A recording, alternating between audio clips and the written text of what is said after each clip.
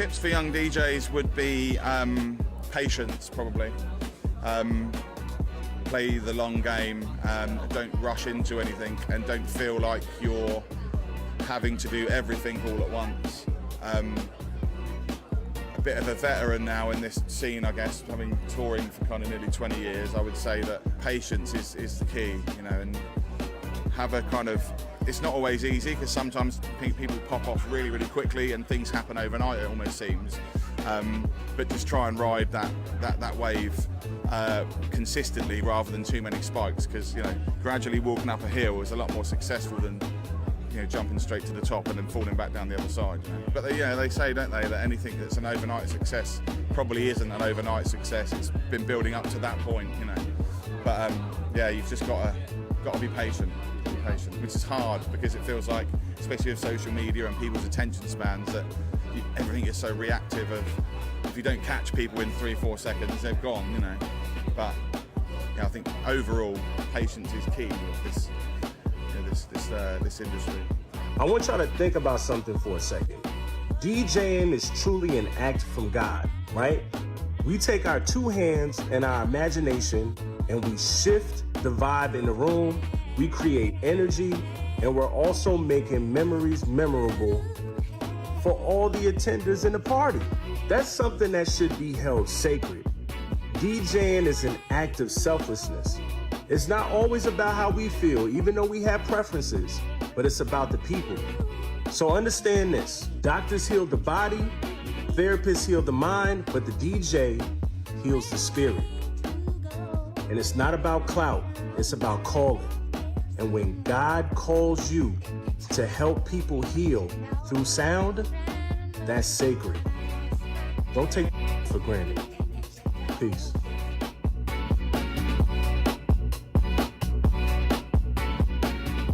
Creatives, you should stop making content. In fact, you should stop making art for your peers, that is. They're not your assignment, and they're not your audience. You should make art for the people who love your art.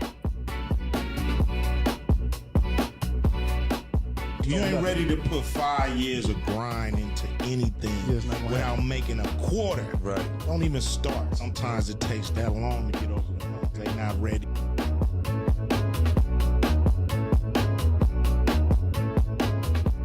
I think a lot of people go through this thing where if they share information, they're going to lose their business.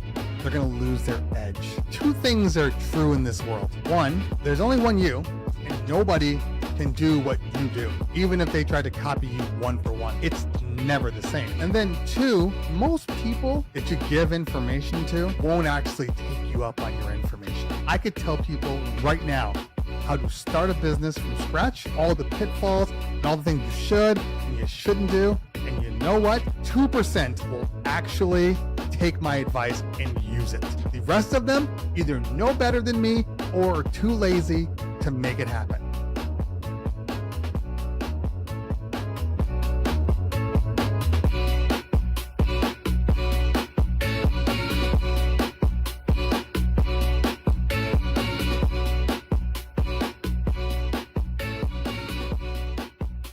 Before it's time to spin, you've got to first cue it up.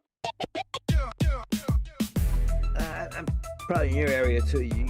Everybody who owns a laptop, they're a DJ. Everybody who owns a DSL camera, they're a photographer. And what I'll do is put up blurbs so therefore you can see what I'm thinking about and why I chose that song. You can see the reaction of the kids. So you can kind of like get an idea of how to use it and what to expect. Why do you want to charge for something that you have the knowledge of and these other DJs don't have the knowledge of? Share your knowledge, you know? Right. But it's DJing's a lot of fun. It's a lot of work, but it is a lot of fun too, you know? I'm DJ Mikey Mike. I cover central, northeastern Pennsylvania, southeastern Pennsylvania, parts of New Jersey, parts of New York State. And I'm Dwayne Dixon, the Hitman DDub from Cleveland, Ohio. And it's time to cue it up.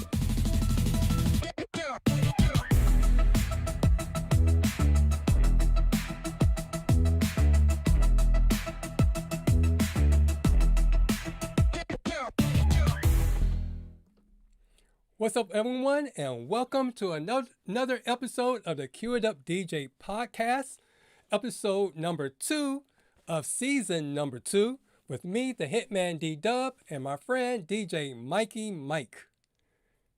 And this is a podcast where DJs of all skill levels come to connect, learn, and grow. From pro tips to real talk, we're here to support and celebrate the DJ community. So last week was our first episode of our new season and our anniversary episode. And the key takeaways was guest contributions, enhanced learning, diversity income with add-ons. So we talked about add-ons, adding more value to our DJ services. And then we talked about how to utilize analytics and AI for content strategy. So you can figure out what's working and what's not working and what to change. Then also, again, I would like to congratulate the Shuffle couple. They were the winners of our anniversary Amazon gift card for being the top. Congratulations, guys. Yep, for being the top chat. Or I could say having the most points was the XP points in the chat each week. Yep. And talking about our chat, I see our chat start. It seems like our chat starts way before the show starts. Because I was coming on and trying to get everything set up. And now look, I was like seeing people going at it already. So let me shout these people out. So we had DJ Cool Thing in the house. We have Big DJ Service. And Cool Thing is number 1 so far on our chat board, leaderboard. Big DJ Service is number 3. And then we have Travel Mexico 74. And then we have Night Owl. And then I thought, there he is. North Georgia weddings and events. Yeah, I know I'm old. I think that's all we have so far.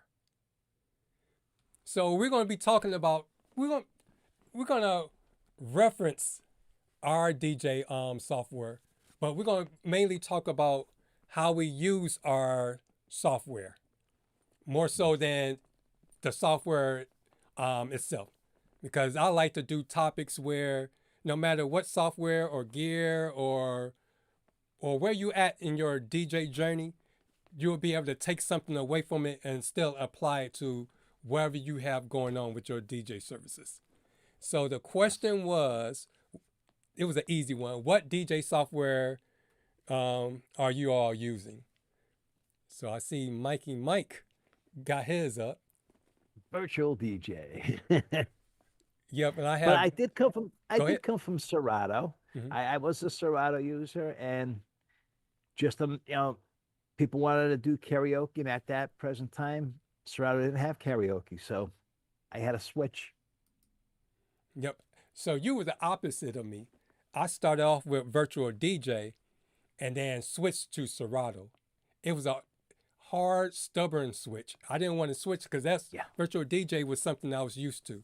But when I got the XX2, and then I took the free DJ lessons because I had bought it from Sam Ash. I got that 1 month free DJ lesson. The instructor wanted me to go Serato. So I reluctantly switched over, and really that's been my main software. Not because there's things that VirtualDJ did, but at the same time, Serato, since I had a Serato controller, it seemed like everything natively worked automatically with the software. So Yes. There are some controllers that were built basically for just Serato, even though VirtualDJ did some tweaks and stuff and they were able to use it, but still wasn't as good as running it with Serato. Right. But what I really liked about VirtualDJ is, to me, VirtualDJ is like owning a PC, because with a PC computer, you can open up, tweak it, and customize it. And Serato is more so like a Mac. It is what it is. So it's not much customization you can do, because you can change skins. And if you're really good at programming, you can program your own little micros, so a button can do multiple things. And someone had did a EDM build-up for me. So that's one of the ones where I can hit the button and you loop a beat for, let's say, 2 beats. And then as you turn the knob, it go to 1 beat, then a half beat, and then like that. And then at the same time, it also raises the pitch and everything. So you get that doon, doon, doon, doon, doon, doon, doon, doon, doon. And it has that noise wash effects. So I can just do all of that. And it was cool. Yeah. Some of the stuff that you can do with virtual DJ is totally amazing. But, you know, it's whatever you're comfortable with, whatever you feel good with using, that's what you stick with, you know. And I got comfortable with virtual DJ. You got comfortable with Serato. So in here, we both came from, I came from the Serato universe, you came from the virtual DJ universe, and now here we're on the other sides of the coin. Yep. So let's get to the chat, because I know the chat's been going off. I know Cool Thing said he uses Rekordbox and Virtual DJ. Big DJ Service says he jumps between Virtual DJ, Serato, and Tractor. And let me see. I see a Cool Thing downloaded Virtual DJ 2026. Mm-hmm. Because I just recently did Serato 4.0. Because I tried the beta, and that beta, it had my computer doing weird stuff. So I just left it alone. Serato? Yeah. Serato. Oh, yeah. See, that's with Virtual DJ, I knock on wood, I never had a problem with it. Thank God, you know. Mm-hmm.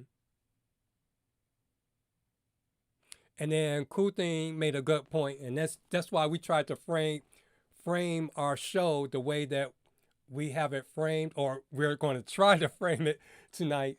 Not really stick with one particular software or compare the softwares, which one is better and all that, because you got to use what you feel comfortable with. It's basically, you have to know what you want from your software, and what you want your software to be able to do to make you a better DJ, or to be able to DJ an event. Yes.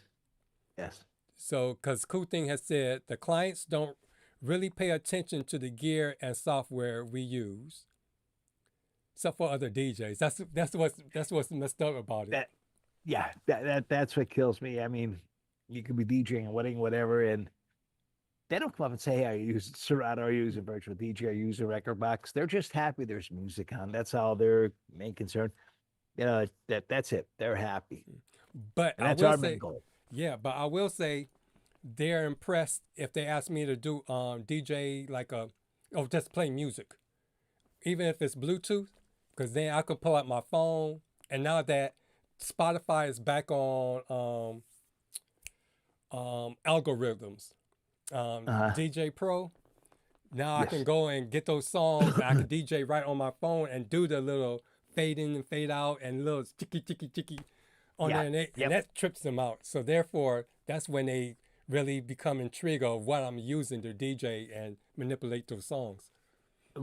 What gets a lot of my clients is they'll come back behind the booth to request a song, and they look and they're like, where's your CDs at? Where's your records at? I'm like, right here, this little hard drive right here. They're like, you mean music's coming from that? I'm like, yeah. Mm-hmm. They can't believe it. They're looking for something physical that they could touch, and there's nothing physical there no more except for your controller and your computer and your mixer. Yep. And then Adrian E just showed up. I'd like to welcome him to the chat. And then going back to DJing with my phone or iPad, I have a splitter. I got one of It was made by a Tractor because I couldn't find another one. But the splitter, when you plug it into your I guess headphone jack, yeah, one side would go out to the speaker and another one would go to the headphones. So therefore I can like monitor just like a real DJ. Yes. Yes. Yep. I have, you know, it's so funny to say about the DDJ 800. That came with Serato Pro. So I have Serato Pro on my computer. Then I got the Flex 10. That came with Serato Pro too. And I'd have to pay for it. I'm like, this is, you know, it's amazing. I have it in there just in case Virtual DJ goes down. And I also bought DJ Pro. So I have all the 3 top DJ softwares with me at all times, you know? Yep. And that's us. That's similar to what Big DJ Service has said too. Yeah. And then I want to say North Georgia Weddings has said his number one. I just missed. Oh, Virtual DJ is his number one, and DJ Pro is his number 2. And then he says the rest is trash. And then I thought I saw somebody. Oh, I see B-Boy Mac 84s in the chat. I'd like to welcome him to our show. Yeah, that's the first time I've seen. Hello, everybody. Name. So yeah, it looked like he's new to the show. Yeah. So tonight's show is called "Why DJs Miss the Moment." It's not your mixing, and it's not, even though it says Serato 4.0 versus Virtual DJ 2026. It's not your. Sometimes it's not your software. Sometimes it could be in like your prep, or like I guess you could say the end user. That kind yeah. That's what a lot of DJs, especially younger DJs, they forget about all the prep, or they don't know about all the prep for a wedding. I mean, you can get through some stuff like with a graduation party or a birthday party, but a wedding, you really have to make sure you are dead right on the spot. You have to be hitting the bullseye every time. I mean, we're all human. We all do make mistakes. No ifs, ands, buts about that. But a mistake here and there. But if it's a continuous mistake or a simple mistake, no, you just, then you're in the wrong profession, you know? And then Adrian E says, is this promo a younger version of yourselves? I was like, no, I given up because I've been so busy. The thumbnail and actually the show concept was kind of like last minute because I was so busy doing other things. So I just asked Virtual DJ just to come up with some generic DJs because I was like, I didn't have time to try to make it look like us. And then it did almost pick you, but I guess you have the everyman face. It's like every time I do a DJ, it picks you. I was like, just make a generic one so it don't look like us. You know what? I tried it with ChatGPT. Mm-hmm. It had you muscular and tattoos down your arms. It had me muscular, and it had like a reddish brown beard on me. It had my hat on backwards, and you had a Yankees baseball hat on. I'm like, no, I can't put this up on YouTube, you know, or I can't send this to Dwayne because it didn't represent us. I mean, it was nothing. I mean, we both look like what's his name that played the Hulk on TV? Oh my God, he was a bodybuilder. Oh, I mean Lou Ferrigno. Lou Ferrigno. That's what we both wore, you know. But except we're both loaded with tats all over our arms. I'm like, no, this ain't good. That's funny that you said that because the first thumbnail had me in a Yankees hat. Or really? Not, I shouldn't say had me. It had like the representation. Because I guess I use ChatGPT so much about trying to brand our show, it automatically just made like a African American person and a Caucasian person, and then the likeness was similar, but I was like, that doesn't really look like us. So just make it generic as possible, so we can just go ahead and throw it up and keep going. The only thing I liked about the one that I like every time I hit it on ChatGPT, it showed me about 175 pounds. I'm like, oh man, that's the thing I liked about it. Mhm. You know, it showed me 70 pounds lighter. And actually, it also had you taller than me. Yeah. I don't how tall are you, Dwayne? I'm 5'10". If I let my afro grow, I could tickle the 6 feet. Okay, I'm 6'3", so I'm looking. I'm like, no, this ain't good. This ain't good. Especially the muscular build and then the tattoos. I'm like, I do have a tattoo, but it's here underneath my shirt, and I just hide it away. Yep. So really, I just want to look at real world DJ software workflows, song selection speed, and the moment decision making. Because a lot of times, I know last year, a lot of times, I had in my mind that the party is going to go one way. So I'll build a playlist according to what I thought my crowd would be.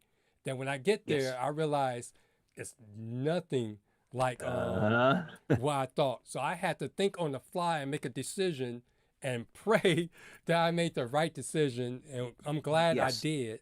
And the only reason I was able to make the right decisions because, again, I learned from my past mistakes. Going back to what you were saying about the beginner DJs, I was the one similar to make the beginner DJ mistake. When beginners need to make sure they prep their songs and use and keep their music library clean from the get-go. Don't go wait till you thousands and thousands of songs in before you realize your music library is a mess, because that would slow you down big time. Oh God, yeah. Yeah, because what I did was I had not only music in my downloads folder, desktop, music library, my iTunes, which had a whole bunch of different sections in there, but I really didn't tag my songs. Just as long as it had the name of the song and the artist, then that was good. That was good enough for me. But it was cool when I DJ like the school dances that only last 40 minutes, 45 minutes, because basically you just play all the hot songs.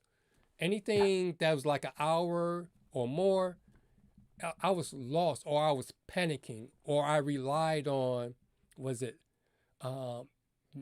DJ Genius? It's the feature where you can take a song, drag it over in Virtual DJ, and it tells you what mixes next. Yeah. Yep. So it's like I had to learn how to clean up my music library, and I had to learn how to program. I guess you could say program an event. Yes. And thing is, a lot of DJs, you could prepare them with the crates and everything. Like, especially if you're working for a multi-op, they will give you all the music that should be a hit for that night, because they coordinated everything with the client. So basically, you're there, you have that music. Otherwise, like us, we're a single op, and you start overthinking, and it's like, okay, should I play this or should I play that? And then that using the Genius help down at the bottom, okay, you can mix in with that track and mix in with this track. But what I learned right from the get-go, from when I first started DJing, I want to say my second wedding, I have watched, cocktail hour is probably one of the most important hours, you could say, especially because the older people, they leave early, but they get the people going too. If the older people get out there dancing, you'll see the younger people coming too. You watch their heads at the tables, or if they're up at the bar, whatever, and you see their heads bopping, or you see their feet, their feet stomping at the table. You say, okay, that's this type of music I'm going to start off with, and then you swing over. Once those older people go, you swing over to the newer stuff. But the main thing, to get a list from your client, but not a list for the whole night, unless that's what they want. Then you become a jukebox. I request them, I tell I request from the bride and groom at least 10 songs. And it might be a couple country, it might be a couple hip hop, it might be a rap song, it might be a top 40 song in there, whatever. But at least I have an idea where I can focus my night in. Do country here, you just break it up. You don't stay with hip hop for so long and then country for so long and then the top 40, then the end of the night's over. No, you mix a couple country here, mix a couple of other songs here. You got to keep that rhythm going throughout the whole night. Okay, I was trying to open up my Serato while you was talking. That's the one thing I do like about Serato 4, because it doesn't take all day. It used to take all day, especially if you have a whole bunch of crates and a large library, but it's pretty quick. We as DJs, like for weddings, whatever event we're doing, we're like a multiple radio station. We could be a classic rock station, an easy listening station, a top 40 station, you name it, all jammed into one person behind the decks. That's it, Okay. So let me see if I can go to the live. Let me try. My buttons don't work. Let me see. Try to do this one more time. Oops. You see now. All right, there we go. I just keep this open in the back. Slipped down number 2. Huh? The cool thing slipped down number 2. I took my glasses off there for. Oh no, okay, he's still number 1. Yep. Cool thing. Okay. And then let me see what they're saying. 'Cause I know some people have said Serato is the club standard. And yeah, that's what my instructor said. And VirtualDJ was more accessible when I got into DJing. It was something that it was at Micro Center, but it wasn't called VirtualDJ at the time. Nope. Atomics. Yeah, or something like that. Yep. 2003 it came out. Yep.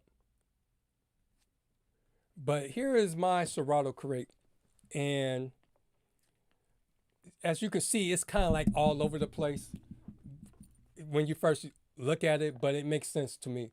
But what I like about Serato DJ, not Serato DJ, Serato 4.0, I like the way they kind of like cleaned up their music library search functionality. So going back to what I was saying earlier about knowing what song to play and when to play it, or if you have to switch on the fly. The key thing is, first, when you download your songs, for me, what works best is, I have to make sure I color code my songs. So when I say color coded, red is usually means explicit lyrics. And then my yellows will be like your vibey kind of songs, your low energy kind of songs. Mm-hmm. And then my green will be my main crate that keeps the energy going. And then my purple crates would be those club bangers where it has a lot of bass and is really rhythmic and drum heavy. Yes. And then from there with Serato has this feature called Serato Flip. And that's where you can create cue jumps or a different version of your song without having to create another file. So I usually mark those with like a brown color. So that's the first thing I try to do when I go through and download my songs and bring it over to my Serato. The second thing I always try to do is try to give it a ranking. A ranking is usually what I will play when. If it's a half star, that's something I might just put on music if I just need background music and nobody's really there. Or if I just need to kill, just make noise without wasting a song, a song selection. And then my ones will be, let me go to one that don't have a lot of songs so I can get to it. My ones will be like my either slow songs or my warm-up songs.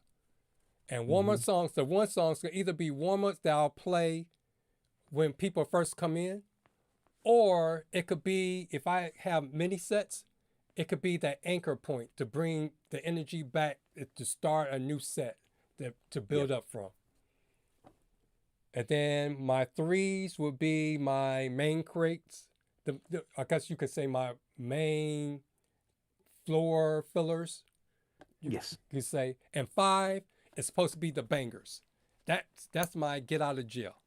So if I'm stuck or I really want to pump the energy up and get people involved, the 5s is supposed to do that. So if the song has a 5, that I know if I drop that, then that's I should get that kind of reaction I want from the floor. Yes. Yep. So the other thing that I do, I don't do it manually. I have mixed in key. I have the pro version, and with mixing key, I just bring it in there just so it can always give me my cue points. They set the cue points at the beginning of the track and at the end, or when the song is going to end, but then it goes through and analyzes my songs. And everywhere it feels there's a change in the song, it'll put a cue point there. So therefore, I don't have to do it not unless I want to go in there and specifically start putting cue points, like at the beginning, when the song starts, mix out points, and maybe where a chorus is or a build-up. So I know where to mix in and out of each song. So that's one way that helped me to be able to go faster when I have to make a decision on the fly, because I take requests at my gigs. So a lot of times I start off with having a set already pre-made, but then I'm also taking requests. And there's a lot of times I play a request and I work into there, but I don't know what to come next a lot of times. Yeah. So that's where either my 5-star songs will come in and work, or I tried in my remix column, I tried to put little hashtags or like something that would identify a song. So for example, if I want to do like sing-alongs, I need everyone to participate. So I'll drop a sing-along. So what I'll do, when I went through all my songs, all the ones I identified as sing-alongs, I put that in my remix folder. My remixer column. So only thing I have to do is just come up here, and I love this in Serato too. I can be in one crate, especially when I'm prepping. And if a song pops in my head, I can just type it up, hit all, type it up, and I would never, when I come out of my search, I would never leave that crate, because that was a pain in the behind in Serato before. Anytime I have to go to another crate or something, I always had to go back and find that crate I was working at. But with the sing-alongs, for example, just hit sing-alongs, and I have all these sing-alongs, and then I just go down to my number 5s or 3s. That helped me a lot. Tagging your music and then tagging it a way that you'll be able to get to a song when an idea will pop up, that would save you a lot of, I could say, stress-free time. Yes. I know some guys, like, they'll tag them 1-star, 2-star, 3-star, 4-star, 5-star. I don't know if Serato has the star, but I know VirtualDJ does. Another thing that I like about VirtualDJ, you have the history. You have history in Serato too, correct? Mm-hmm. It's right here. So that's, like, if I get stuck, I'll click on my history, and basically I did a wedding in July. And I hit the history in July, boom, okay, yep, there's a date. Okay, and I see this crowd, they're reacting like the crowd from the July wedding. So I know, okay, I could pull some of these songs out of that and throw them in there, and man, it's like 1, 2, 3. It's like throwing a match on a piece of cotton, just poof, it goes right up, But speaking about that, that's what I learned from, I guess, my past experience. It was 2 things. One, when I have a set that I felt that was really, really good at an event, I'll save it. I'll go to the history and save that set and put it as a crate inside of my, let me see if I can stretch this out, and make it one of my go-to crates. Yep. So if you look here, like Kaylee Hall and Justin wedding, I felt that whole night was nice. So all the songs from there, I put it in here. So if I have a brain fart and I really need to jump and find songs real quick that fits, I think this crowd fits that crowd. I kind of like remember how the night went, so I can jump and pick one of these songs. And then also, because I was able to mix those songs, I kind of like have a feel of how everything's going to mix. I don't have to think about the next 2-3 songs, because everything I know, this song is going to work behind this one, this and that one, until I can get everything back in, mentally in order to be able to go back and, start doing my thing. So that's another thing that you should do. If you have a nice mix, always keep a go-to crate. Yes. Yeah, definitely. I mean, because we're getting hit up with requests, and our mind, you're trying to listen to the guest, and you're writing it down, or they're writing it down, and they're trying to attack you, and then we have 2 ears, but we can only hear one person, and we could have one person's talking to us, and the music is playing here, but we're trying to pay attention to this person. So, okay, then you have that extra go-to crate that you have there that is going to fit this crowd. Okay, I can, boom, I throw this song on this deck, and boom, you're done. And the rhythm is going to keep flowing. Perfect rhythm. You're not going to be second guessing. Oh man, you're trying to listen to this person, but you're trying to scroll through your crates. No, it doesn't work. Believe me, because you could grab the wrong song. It might be the right song above it, and you grab the song below it, or you could grab the song above that one, and then you drop it, and you bang, and it's like, oh boy, you see everybody go whoosh, off the dance floor. Mm-hmm. And another thing that I do, because some people ask, like, what do you play at a funeral or at this event or that kind of event? Ones that's not your regular events, or at a birthday party, like a kid's birthday party or whatever. And my go-to crates also have like situational crates. Like right here, I have all my party game kind of songs. Because there's so many times, especially working in the school, I get called at the last minute, and I have to go and, play the music without any prep. So I have all my go-to crates that fits a situation. Like for party games, like if they're doing a bubble race or the limbo, or if they're doing like a quiz games, I have like quiz show kind of songs that will go with that one, or birthday songs. So, and then also if you have your situational crates, a lot of times when you start to get events, you don't have to do a lot of prep, because you just go to those crates and you can just pull songs out and match them up to your needs for that event. The more songs you add to your library, like especially like for different type of events like that, you're not going to play them all the time, but why will you there's no reason to get rid of them. You might do 2 or 3 kids' birthday parties in a year, but you don't get rid of that music, because next year you might do 8 kids' parties. So, okay, you have that folder there.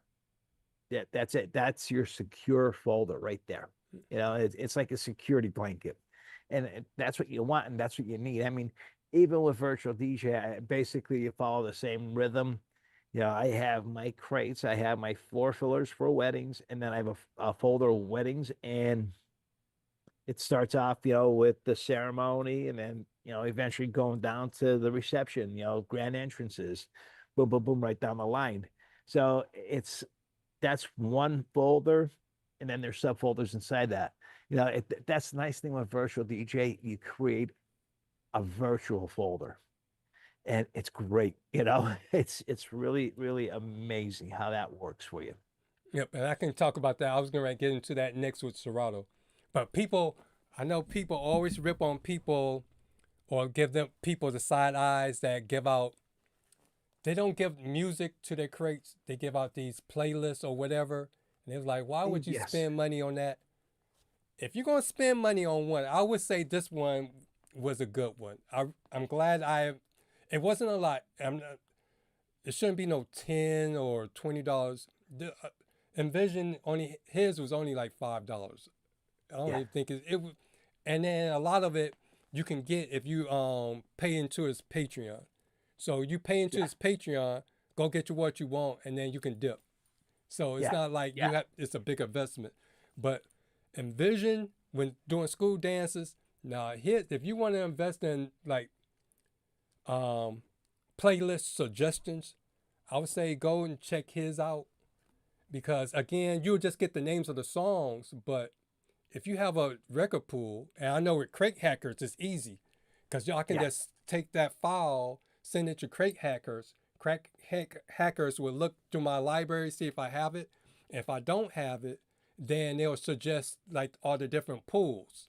So if you have a record pool and I can show you all that later on in the show. If you don't have the record pool there, if you have the record pool there, you can click on that record pool and you can go and get that song right there and put it into the playlist. And at the end, you can send it to your VirtualDJ crate or Serato crate, and that could speed up the process. So it took a little time to make sure I got everything. And then with Envision, he also has special edits. So if you part of his Patreon, a lot of those special edits you can get from him. But what I liked about him, he didn't just give you a list of songs. He gave you suggestions on how to use it and where to use it. And then he will give you video evidence of it.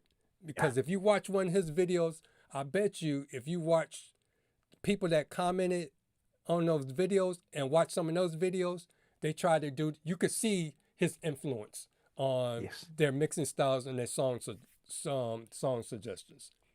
But what I'm saying is, don't download it with anybody. If you use Crate Hackers, it's not you download the crate and then you go from one song to the next song, this plays straight down. It should give you suggestions. Because if you think about it, if I got this, let's say I got this in 2020, it's 2026. Music changed.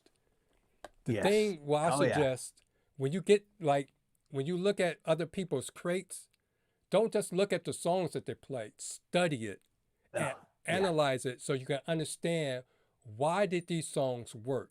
Because if you understand the DNA of a song and why it works and why it fits, then you can always, when a new song come up, you can pretty much gauge how would this song work. Would this work as a warm-up?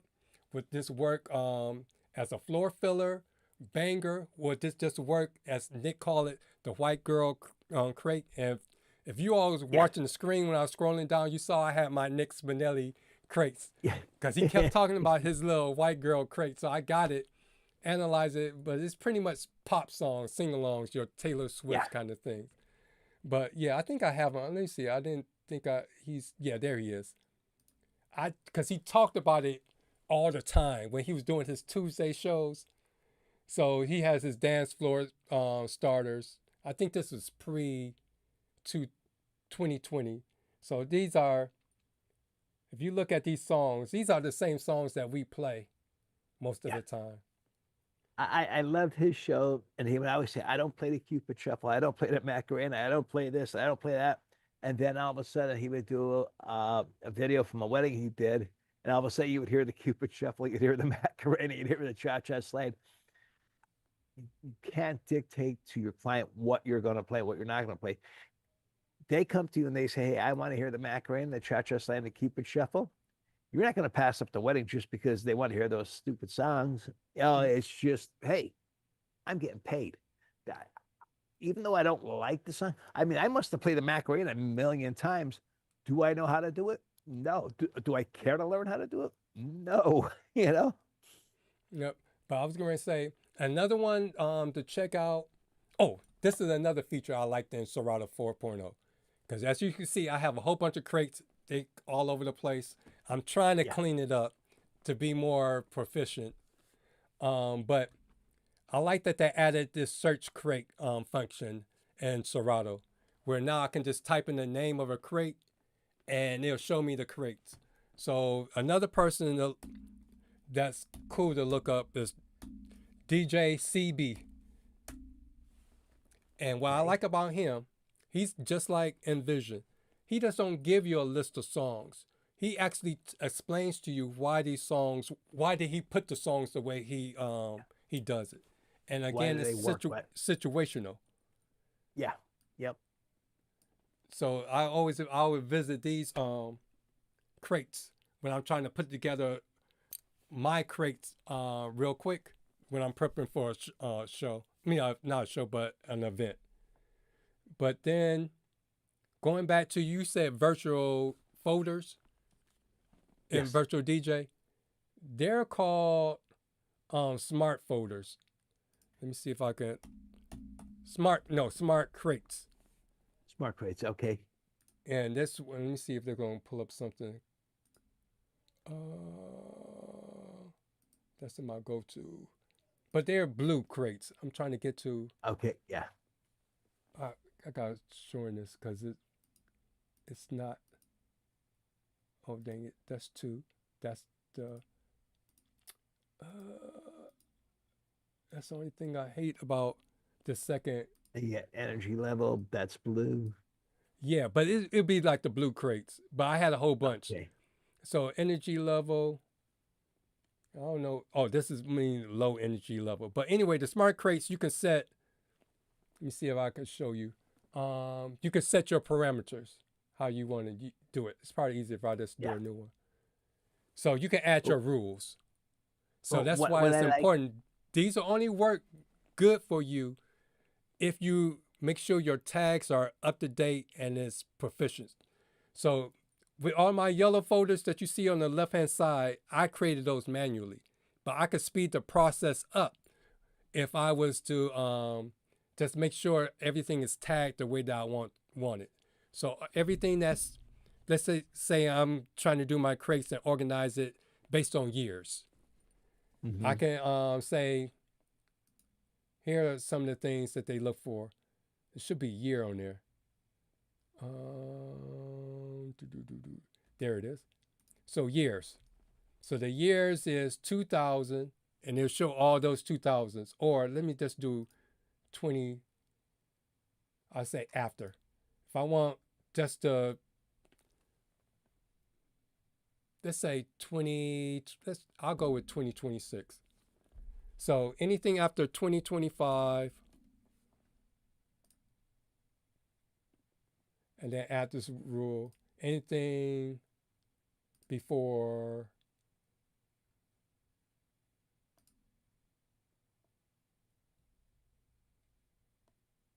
I'll say January 1st,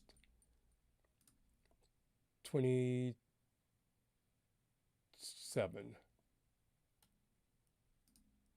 Now what it would do, if I tag my songs right, every song that's tagged 2026 should pop up. Yeah. And see everything that's 2026 is there. That's yellow means I have to go back and delete them because I moved those files. Yeah. This is when I was being lazy, downloaded songs and just dragged it over instead of putting it in the regular folder. Just take them out. Take it out of my database, and this will also slow your search DJ software down too, having missing files. Yep. So I might as well just do it right now. I can just go down and just delete it. Command delete, and it should delete them all. Like I get a lot of my music from promo only. So I have a promo only folder on my hard drive, and then I have a virtual crate, promo only. But what I did inside that, I have EDM, country, whatever subfolders inside there. You know, so this way I could just go, okay, I want to go to promo only because they don't want the dirty version of it, or they want an EDM song. Boom, I got it right there. Yeah, I could go in the search and stuff, but I could go and pull up another EDM song that I know is going to hit really good for them. And boom, it's right there. It's right at my fingertips, you know, so which is good. One thing I do, I also color code everything. Red is definitely, that's triple X for me. Green is basically edit it. And what I like to is going back to like the 60s and 70s, there was a lot of mono music that was released that I have. Fortunately, a few of my friends that are still DJs, they are still using CDs and they're ordering them from promo only, or they have, you know, they're buying them at wherever.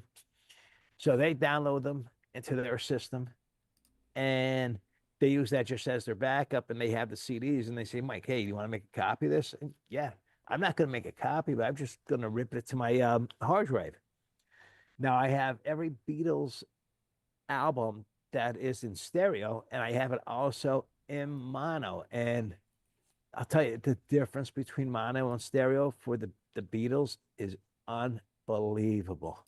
I did one wedding that the gentleman said, that was the Beatles, right? I said, yeah. He said, that sounded so good. I said, sir, that was the mono version. He's like, oh my God, that was great. You know, so it's just color coding. It comes down to preparation.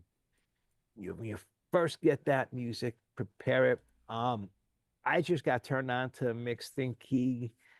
You know, I'm just in shock with that program, and I like that it gives you the energy level. So, okay, you see the energy levels at 7 or 8, you know that's a banger. People are going to be dancing to that, which is that's another helpful hint for us to go to, you know. So anything to make your job easier, take advantage of it. You know, it's just, how can I say it? Like, you know, if you're a mechanic and you're using a wrench, or you could go get a socket set, you know, you're going to get that nut on tighter, or you're going to get it off quicker than using a wrench, because you're just going to have to keep turning it and turning. And the socket, you just put on there and it's off, you know? So any kind of tool that you could invest in to make your job as a DJ easier, do it. If it's Serato, you're comfortable with that, get Serato. If it's Virtual DJ, you're comfortable with that, get Virtual DJ. If it's DJ Pro, get that. Whatever you're comfortable with.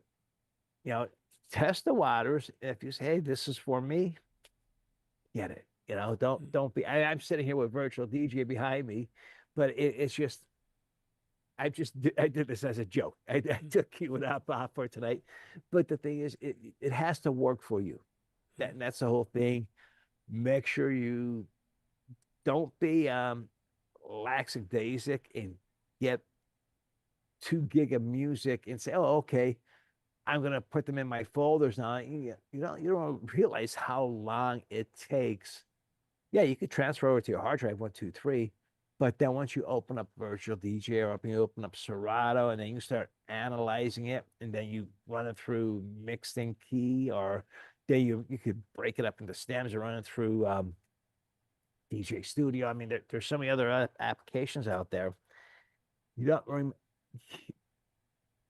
you kill yourself, because you got 2 gig of music that you got to go through, and it's going to be hours on top of hours of sitting in front of the computer. If you go to DJ or promo only, and you download, say, 50, 60 songs, do it right then. And it's out of the way. You don't have to worry about going back. Oh my God, now I have 800 songs in my promo only folder. It's like, where do you go? What do you do? You know? So the simplest thing I could say to every DJ that's getting into the business, even the DJs that are into the business, if you download music, basically get it done, get it into your folders, analyze it, and you're done with it. You're not going to be second guessing. You're not going to show up at a gig and say, oh my God, I forgot to analyze this music. And you have all this music in this folder. And, oh yeah, it'll analyze for you when you drop it in the deck. But the nice thing is when you analyze it, I always add to search database. So that means I can just type in it, boom, song will come up. So it's always that preparation. Always prepare. You know, nobody else is going to do it for you except for yourself. That's it. You know. Yep. Because there was a couple of things that you said. I should have been taking notes. But one thing you said, analyzing. That's one thing. The new feature that's in Serato, and I know VirtualDJ does it. As soon as you bring it into those softwares, it automatically analyzes. And it, Yes. but at the same time, while it's analyzing it, it also that takes up CPU. So if you don't have a lot of RAM, then your songs would be glitchy. And there's a lot of times I was so scared because I was DJing blind. The music was playing, but everything stopped because, well, I should say the visuals stopped, but the music kept playing. Yes. That's because it was either analyzing or when I had a computer that wasn't optimized for stems, and I tried to do the stems thing, the software would glitch. Thank God that the music didn't stop, but that's a scary feeling. I mean, going back when I started DJing, I had oh my God, I know it was Windows XP. And I mean, I forget even how much RAM I had in it. The hard drive is probably 150 gig, if that. You know, so I kept music on that. I kept music on external hard drives, but you didn't have to worry about that much music back then. Now today, every week the music's changing. Sometimes every third day the music is changing, and songs that are being played today, you might be at a gig today, and then next week, okay, they're not going to request those songs, but 2 weeks from now they're starting to request them again. So it's like it's hard to throw a lot of stuff away because you don't know, especially the younger generation. This generation, I don't want to say kids, but this generation of people, it just changes so quick. It's unbelievable. Well, one genre that basically stays the same is country. I don't care if it's from a year ago, last week, this week, or 2 years ago, or even 5 years ago. It's just, it doesn't change. They're still listening to it. You could throw a song on from 10 years ago, a country song, and I'll just say like Blake Shelton, Footloose. People say, yeah, that's Blake Shelton. It's like, wow, you knew that? You know, it shocked me because people say, oh, is that Kenny Loggins? No, it's Blake Shelton. Oh, okay. Yeah, that's right. He did it. But 9 times out of 10, they'll tell me, oh, that's Blake Shelton. Like, wow, okay, they're into it. So country is a genre that doesn't really change that often, but you get hip hop, you get rap, dance music, top 40. That's continuously changing all the time. But I was going to say country music has changed. If you really listen to it, yeah. a lot of music now seems like it's more cross genre like. It's a mixture of something because there's a lot of like is it West Morgan? I know like Jelly Roll, Swim, is his name Swim? Teddy Swims? Yeah. Like Teddy a lot of those Swims. guys, their music, or they at least have a remix where it has that hip hop element or that pop element. It's country, but Taylor it's still Swift. Yeah, it could still be fit in multiple generations. And that's the other thing that I make sure I have as a crate. I have a slam crate.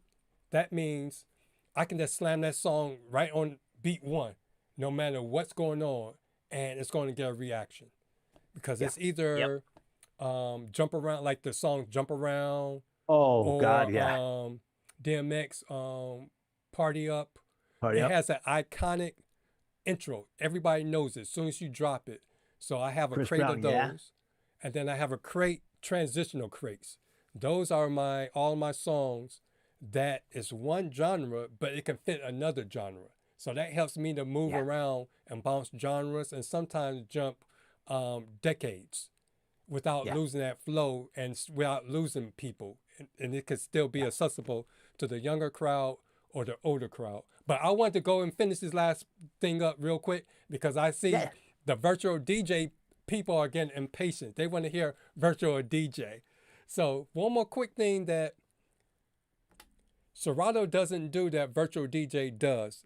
Again, going back, if you had that brain fart and you don't know what to do next and you come to the end of the song and you're panicking and you don't want to change up the vibe or the genre, in virtual DJ, you can drag a song over to, the DJ Genius or Ask the DJ or whatever. Yeah, Ask the DJ, whatever. Yeah, I very rarely use that, but it will come up on the bottom of the screen once, even when you have the song on the deck, it'll come up. It may suggest 3 or 4 songs that you could drop on the other deck. So which is great if you do get that brain fart or you get distracted by a guest asking you for a different request or asking you some information. Oh, hey, do you have a business card?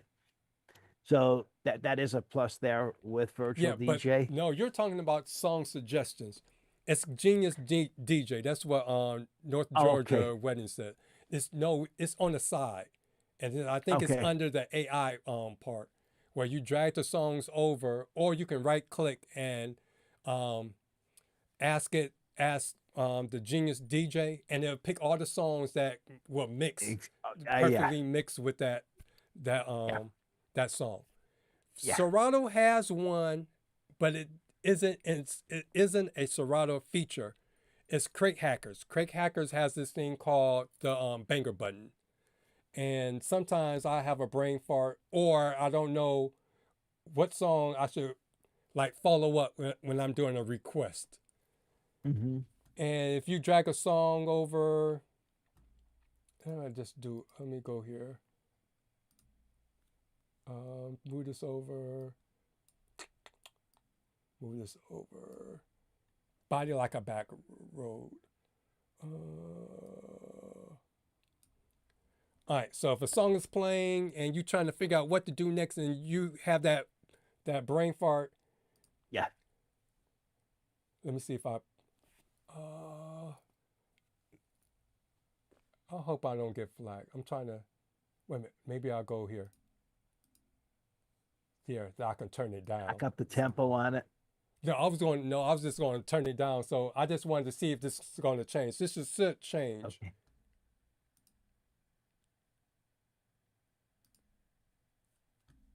Of course, it's not going to do it. Every time I get ready to do something live, do a live demonstration, things don't want to work. Let's not get flags up. Let me do this. Oops. Let me drag this up here and see if this changed. Anyway.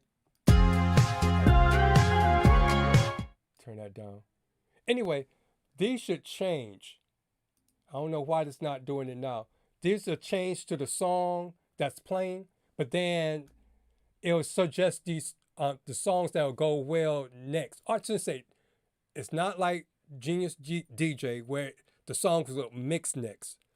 The songs that this suggests, it goes back to if you think about our earlier episodes when I was talking about crate hackers and they was talking about the 60-40 rule where they looked at a song's danceability, popularity, energy, and emotion. I think that was the 4th one. And the songs that fit the 60-40 rules, they'll suggest what I guess other DJs played or within their database, what songs would go after that one that would go well. So again, it works most of the time. Sometimes it's not a perfect mix into the next song. So you have to sit and really look at the songs and see how would that mix in as opposed to the Genius DJ, where those songs are the key is the same or similar, or the tempo is within reason, and they are mixed nicely. And then one last thing is something that I want to show y'all. If you don't go and like learn, if you just like you were saying, you had a bunch of songs, and there's no way that you can really listen to all those songs in time for your next gig. I like to use. There's 2 programs that will help me. One is Mix and Key, because I like Mix and Key because, let me see, there's energy. They'll tell you the energy of the song. Yep. So that's nice information. Oh, that's I don't know awesome. Yeah. But then Lexicon takes it a step further. They'll do all 4. Ask again tomorrow. Lexicon will give you the energy rankings of each one, and they get this from like discography. And it's like 3 main, like, I guess you could say, the database for different songs, and you can get to those on online.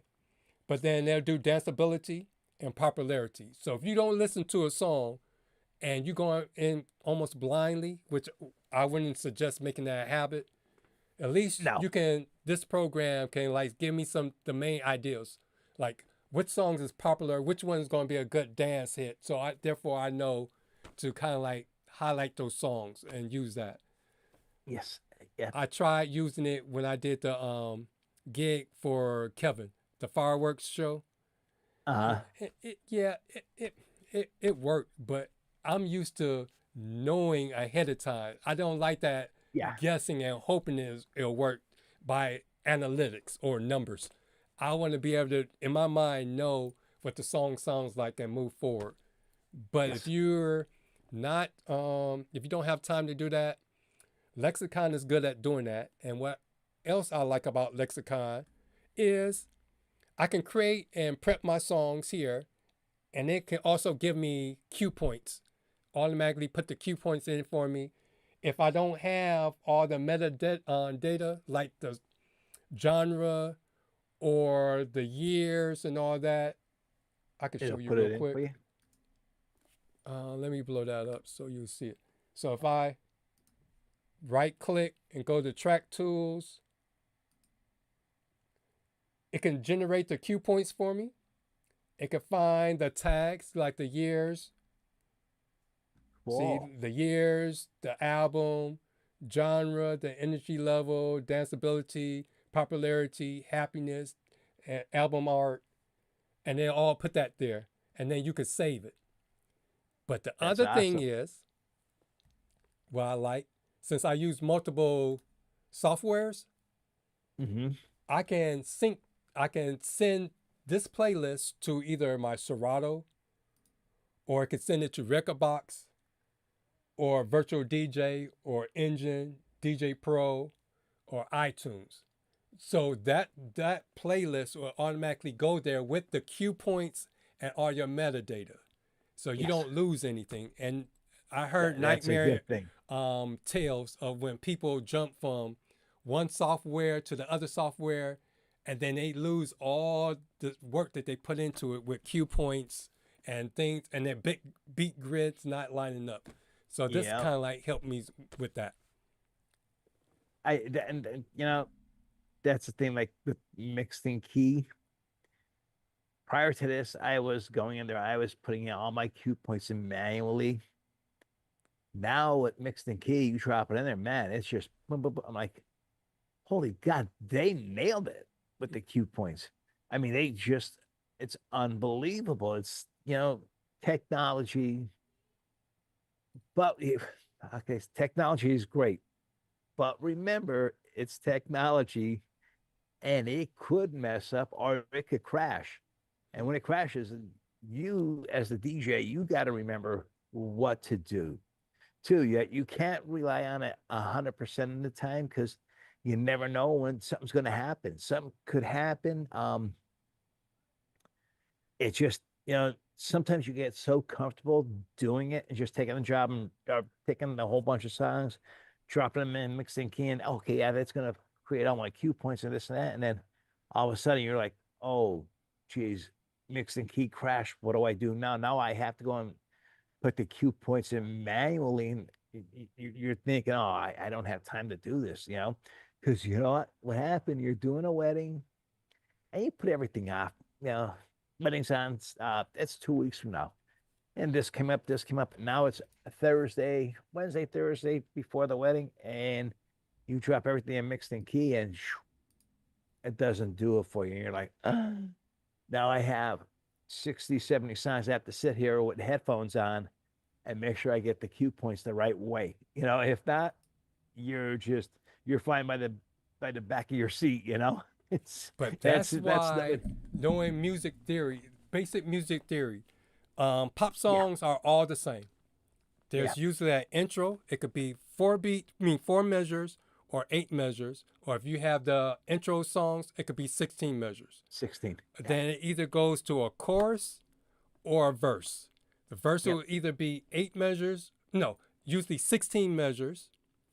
And then either they might have a 4 measure pre-chorus, or they might go into the chorus of 8 measures.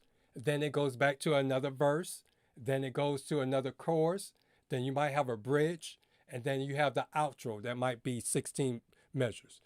Keep that in mind, because if you don't have time to prep your songs and you're playing, they all pretty much have the same kind of feel. And except something like with House of Pain, Jump Around, and just as soon as you drop it, it's like boom, you know, it's right on, you know. Yeah, I'm going to try to show you. Trying to get show you real quick. I just don't want to make sure. I want to make sure that some of these DJs, they get, oh, okay, mixed and key is going to do it for me, or DJ studio is going to do it for me, and then all of a sudden something happens, it crashes or whatever. Say you're on like I bought mine outright, but say if you're on a monthly payment plan and something happened to your credit card or debit card and it didn't go through that month, and then all of a sudden you open up mixed and key or DJ studio, and next thing you know, the program ain't working because the payment didn't go through. Somehow your debit card or credit card got hacked, which has happened to me several times already. And, you know, then I got to call up every place and tell them, okay, I'm getting a new debit card because my debit card got hacked. And, you know, they're understandable about that. But what do? You have a wedding in 2 days. You got to, like you said, you have to know music. You have to know music theory. Some DJs do know it, but they get just so used to relying on this software that, don't worry about it. You know, don't worry about it. And then all of a sudden, wedding's 2 days away, and now you got to do it all by yourself. It's like, oh Jesus, you know, you got to sleep. But there's an easy way, because software now even if you don't put cue points, you can do it. It's real Oh yeah, simple. just by visuals. Yeah. So the only thing you need a cue point at the very beginning of the first little sound. Let me see if I can. First sound, put a cue point. Boom. Then just look at the sound waves, because the sound waves have different colors. And look at you can almost tell where there's a section. Like where my pointer is, somewhere in there is a section. I need my big grids is off. Point there. Yep. So what you can do, if you have a track that's coming up, you still have time to find, because I don't quick mix. So therefore, I don't play a whole song, but I don't quick mix. So I have time to like jump to parts that look like it's going to be the next section and put a cue point there. And then, so therefore I'm ready to go when it gets to that section, I just drop the song. And if something does not go right, you can always go to your stem and vocal out. Take the vocals out. Therefore, you have the music. They won't know. They really won't. You can. There's ways you can kind of. There's ways around it. Right. Other DJs would know it, because they was like, wait a minute, that took a beat or two too long before the vocals jump into the next thing. But people on the dance floor, they're not going to notice. So it's learning how to look at that's why I use waveforms, and I try to use the color-coded waveforms. So therefore, I can kind of like see the different sections of the song if I don't have, because again, Lexicon and Quick Mixing Mix. gig. Yeah, they put cue Quick Mix. points there, but there's again, any software or any AI software, they use analytics. They're not human, and they make mistakes all the Yes. time. So Yep. they'll put cue points in places that don't even make sense. So therefore, No, you I need to be know. able to correct it and move things around by just looking at the waveforms and using your ear and what Yep. sounds right and make adjustments. You brought up about quick mixing. I prefer not to quick mix unless it's coming to the end of the wedding and I have like, say you got 20 minutes left to go and I got 15 song requests and 2 minutes long. That's 30 minutes. So okay, I'm gonna bang, bang, bang. I'm gonna quick mix that just to make sure that these guests get a chance to hear their music. They don't know, and it's sad to say, but by that time of the night, they're so intoxicated that they don't realize that you quick mixed in and out of that song. They heard it. That was it. That they're happy about that, And they went to the next banger of a song, and they heard that one. They're still out. That's where that one's out of there, So there's tricks to the trade that we have to learn and we have to obey by. It's just these up and coming DJs. Just do your homework. Go on YouTube. If there's a DJ in your area, ask him if you could shadow him. Hey, if I can shadow you and I'll help you set up and this and that. That'll mean a lot to that DJ, and it'll mean that you'll learn a lot too. But again, you got to watch some of these other DJs. They don't care. They're one and done. That's how they feel. I'm not going to see that couple, or I'm not going to see those people again. One and done. I'll just throw anything out for them. It's no, you don't do that. All right, then we're gonna get to virtual DJ because I know Hunter was climbing at the bits about virtual DJ. He want to hear you talk about virtual DJ. Virtual DJ. Where do we start with virtual DJ?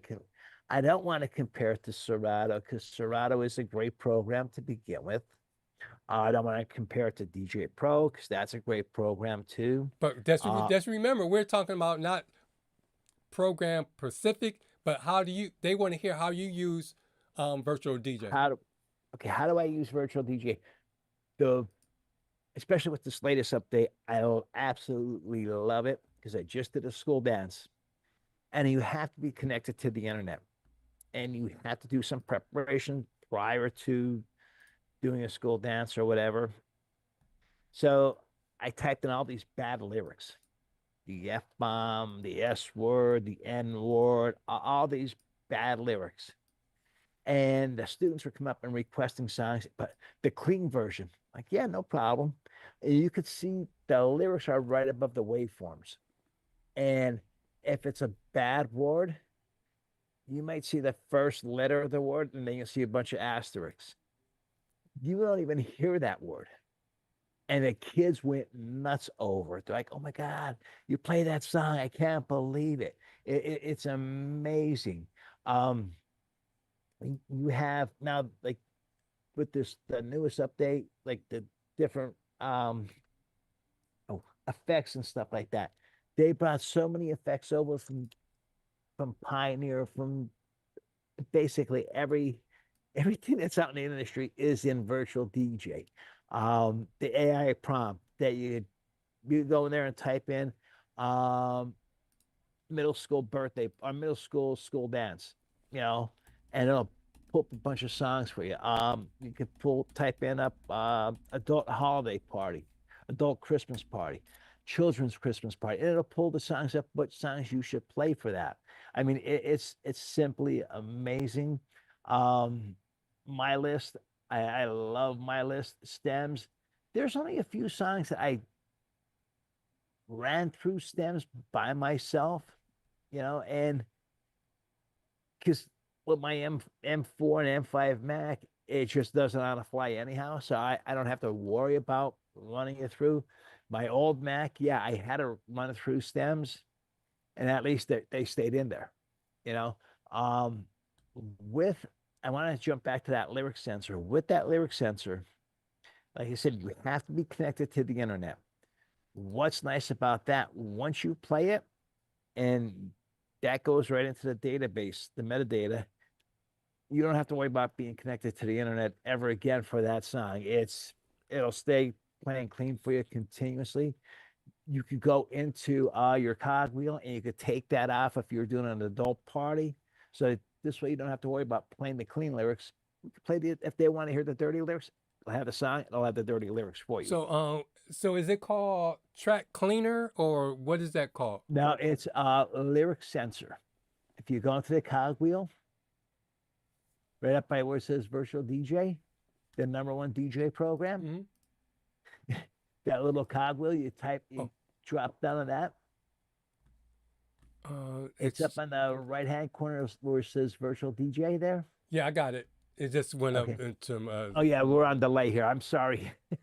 So. And I just type in the lyric sensor, and it'll come up, and then you could. There's different. I'll tell you the best one to watch on this here is. Yep, there you go. Options and then lyric sensor. There you go. And then you can type in specific words. Yeah, you right there to censor words. What I did is I went into Microsoft Word and I just typed up a whole bunch of words, copied them, I pasted them there. Boom, done. You know, it was so much easier to do it in Microsoft Word and then drop them in there because as you keep typing, you don't know if you typed that word or not. You know, you try to remember if you did with Microsoft Word or whatever. You could be using a text file program, whatever. Just type them all in. You could see everything. Control A, Control V, Control C, Control V in there. You're done. It's unbelievable. I want to say this program, they keep on updating it. And each time they make this update, it's for the betterment of the DJ. And there's one gentleman I follow on YouTube, Klaus Morgan. I don't know if he's from Germany or Denmark or whatever. He's probably like the #1 person about virtual DJ. If you have a question or whatever, you can just drop it in and he will answer the question for you. Here in the United States, Rachel Lynch.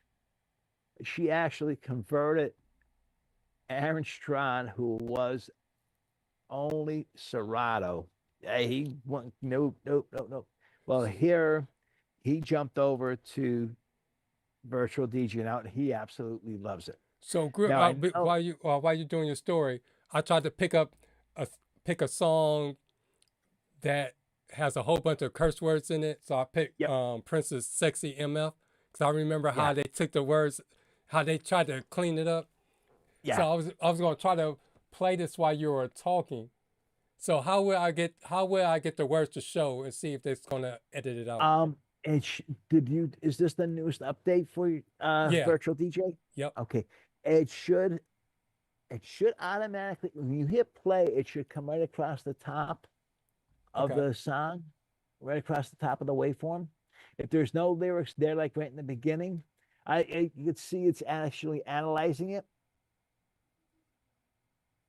I know I'm a couple seconds behind, but once that song is it's all analyzed, the lyrics should come right up above. There, you see the lyrics. Okay. And so when you type in those lyrics into lyric sensor, boom, it'll knock them right away. Do it know profanity words while you having to type it? No, it doesn't know nothing until you type them in. Oh, okay. So once you type them in, if you go back to the cogwheel, go back to the lyric sensor, you could click it on or you could click it off. You know, and you could also do it for video. So if that right there that's taking a regular song. You know, I feel for the karaoke DJs because they have so much money invested in these these karaoke programs where I invested in downloading karaoke songs and music, and now virtual DJ Oh, I see will it. It did it. actually do karaoke for you. Yep. It puts stars in Yeah. its place. Yep, little asterisks it'll Yeah. put in for you. I mean, it's the program is growing so fast. It's unbelievable. I mean, it amazes me how quick it's growing. I'm so happy with it. You know, I don't try to push this on any other DJ. I was telling them, hey, what works for you, that's what you do. You know, you have all the little the hot cues and stuff there. You can make custom buttons. Like in mine, I have the one custom button is mic talk over. So if I have to make an announcement, I just hit my button, boom, it drops my volume on my speakers from the music down to, I think I have it set at 18%, but my microphone's still at 100%. And it's unbelievable. I mean, it's truly an amazing program, not taking nothing away from Serato. I actually love Serato when I was using it. I mean, it was a pain in the butt by the time you were waiting for it to boot up and stuff, but it was the go-to program at that time, you know, because I started DJing before Virtual DJ was out, you know, and then all of a sudden Virtual DJ came on and everybody wanted to do karaoke and say, oh, okay, because that's all they had to get it out, that Virtual DJ or Atomics had karaoke. That was it. Everybody wanted to use it, and then all of a sudden they named it to Virtual DJ, and everybody wanted it karaoke. And I'm like, oh man, now we gotta invest in that. And so Joe, I said, my buddy Joe, he got a crack version of it. It worked sometimes, and sometimes it didn't work. You know, it was just, I said, Joe, just buy the program, man, or just do the monthly subscription. No, man. You're causing us more headaches than anything, because you're going through a song and all of a sudden the lyrics freeze up. It's like, Joe. So I'm like, all right, because we used to do a DJ battle. And I said, the next DJ battle, I'm going to have Virtual DJ, and I'm paying for the subscription. That's going to be it. And I did it for about a year and a half, and I went over, I just bought it outright, and that's it. And that's another thing that's nice with that. I mean, I know with Serato, there's the packs that you could buy. Yeah. With Virtual DJ, once you buy it, you don't have to worry about nothing. It all comes free after that. And that, I mean, I feel bad for the Serato users. Like, you know, oh man, I wish I had that. Well, that pack is $69 or it's $49 or whatever the cost is. That's more money out of your pocket. You know, it's the thing is, you know, people say, well, there's more more DJs using Serato. That I will guarantee. I bet my life, and I know that's the truth. Yeah, just because Serato is coupled with the hardware, whereas Virtual DJ is really not coupled with the specific hardware. So that's why you have more Serato users. I remember when I first started DJing, they had Serato on the box and they had Virtual DJ on the box. Now the only thing you see on the box is Serato. That's it. And if you buy a controller, like say the Flex 10, the DDJ 800, anything, one of those expensive controllers, you're getting Serato for free. It's not the light version, you're getting the pro version, and you don't have to pay nothing for it. Serato, our Virtual DJ, you got to pay $300 for it. Is it worth it? Yeah, because once you pay that $300, you don't have to worry about no service pack or this or that. You just go to their site and it'll automatically update for you. You know, you'll see it'll actually tell you there's an update available for this. And I just say for my library, they might add something new to my library. You just click update, it updates it for you. But also, you gotta make sure, because Didn't Virtual DJ have 2025 before 2026? Yes. With that one, Serato too, and then also your operating system on your computer. Make sure all the bugs are taken care of, or it's Before. compatible to whatever kind of system that you're running. Because if you update one before the other, then you are running into problems. I know with the iOS like software, the operating system, you can't. It's not one of those things you can upgrade and then downgrade. No. So you gotta be very careful. I know with Serato, you can bounce around different updates or versions. I'm not sure about Virtual DJ. I think you could go back. You could go back to say, I don't know what version I have now on my computer. Just say 8650. I could actually bounce back to 8649. That still worked. So I honestly, I put it on my Mac here at home, and I play it and I play it and I play it and I play it. And I just throw 1,000 songs in auto mix, and I just let it go. I don't have the volume on or anything, but if there's an error that comes up, it'll stop playing, or it'll crash. So I always test it before I go out in the field with it. There's no way I'm going to go out in the field with anything that is you're second guessing. You're basically playing Russian roulette at that point in time. And then also is another good practice to also think about, because this happened to me a couple of times.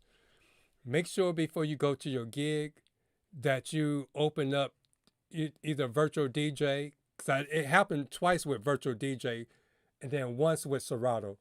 Open up your DJ software to make sure that you logged in, because if you go to an event and for some reason you're not logged into Virtual DJ or Serato and you don't have internet capability, then you're screwed, because then that program may not open up to the fullest, and then you'll be stuck.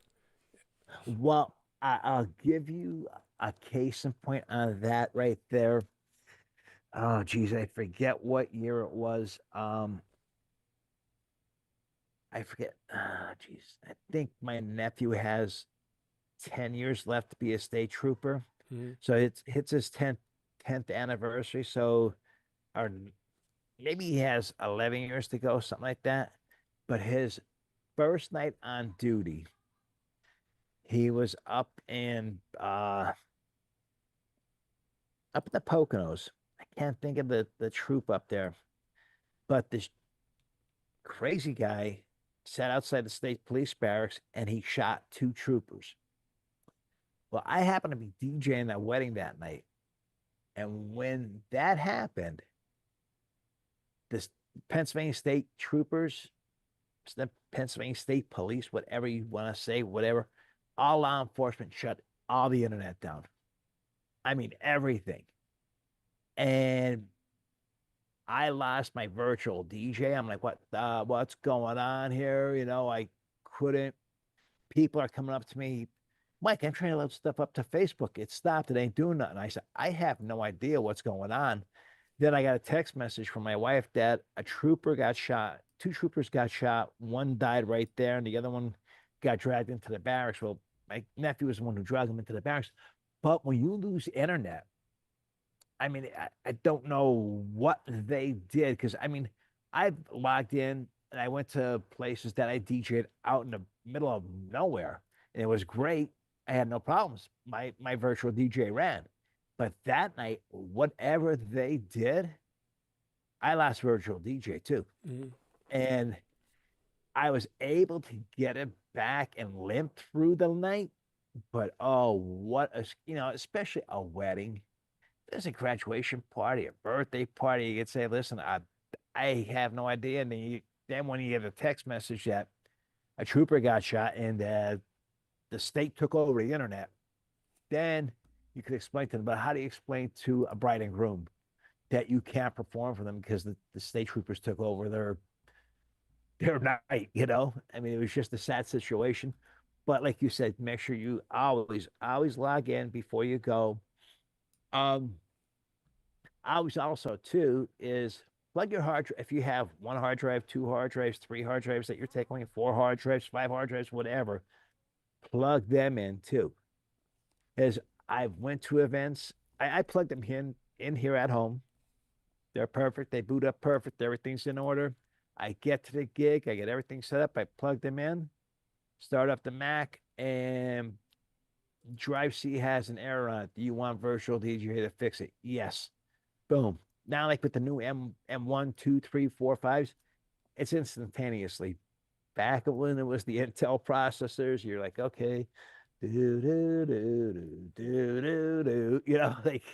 But people ask me, well, why don't you use Serato, or what's bad about Serato? I rather VirtualDJ. How could people use Serato? It's like you gotta whatever works for you. That's the thing.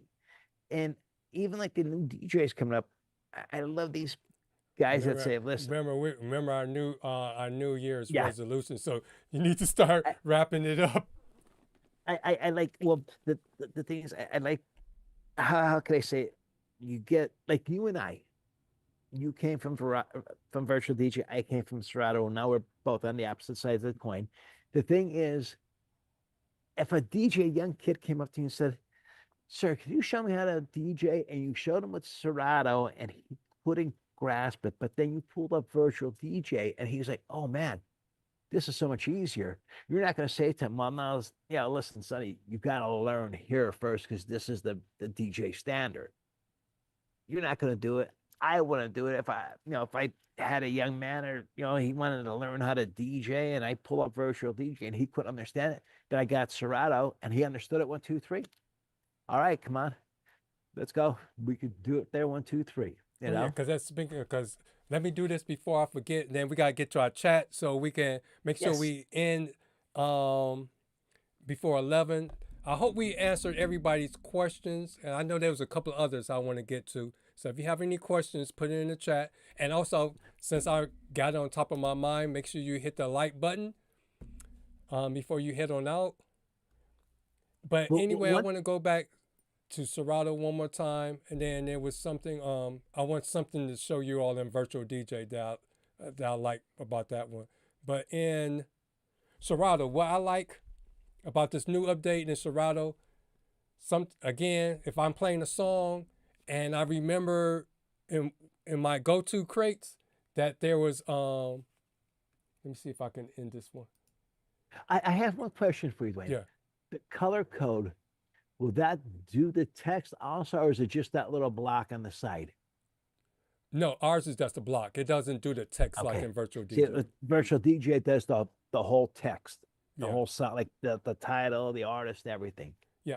So if I'm playing 24 Karat Magic and I remember there was a mini set that went well with 24 Karat or that song, what I like about Serato 4.0, I can just right click and then go to show in crates, and then all the crates that shows up in there. So if I'm doing a middle school dance, the safe songs, I know I can go there, and then all the songs that I had played in that order, I can go right there and just go back to back to back without thinking, and give me a moment to get back on my feet. Especially with school dances.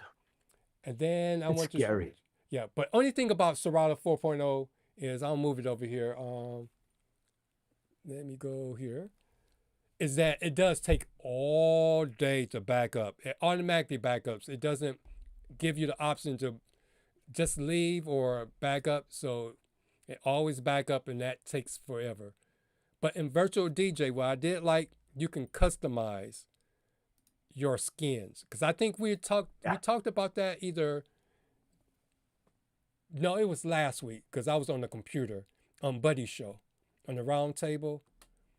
I know it must be because I did this before I went to Mac. I had a PC, but this is the Pro skin.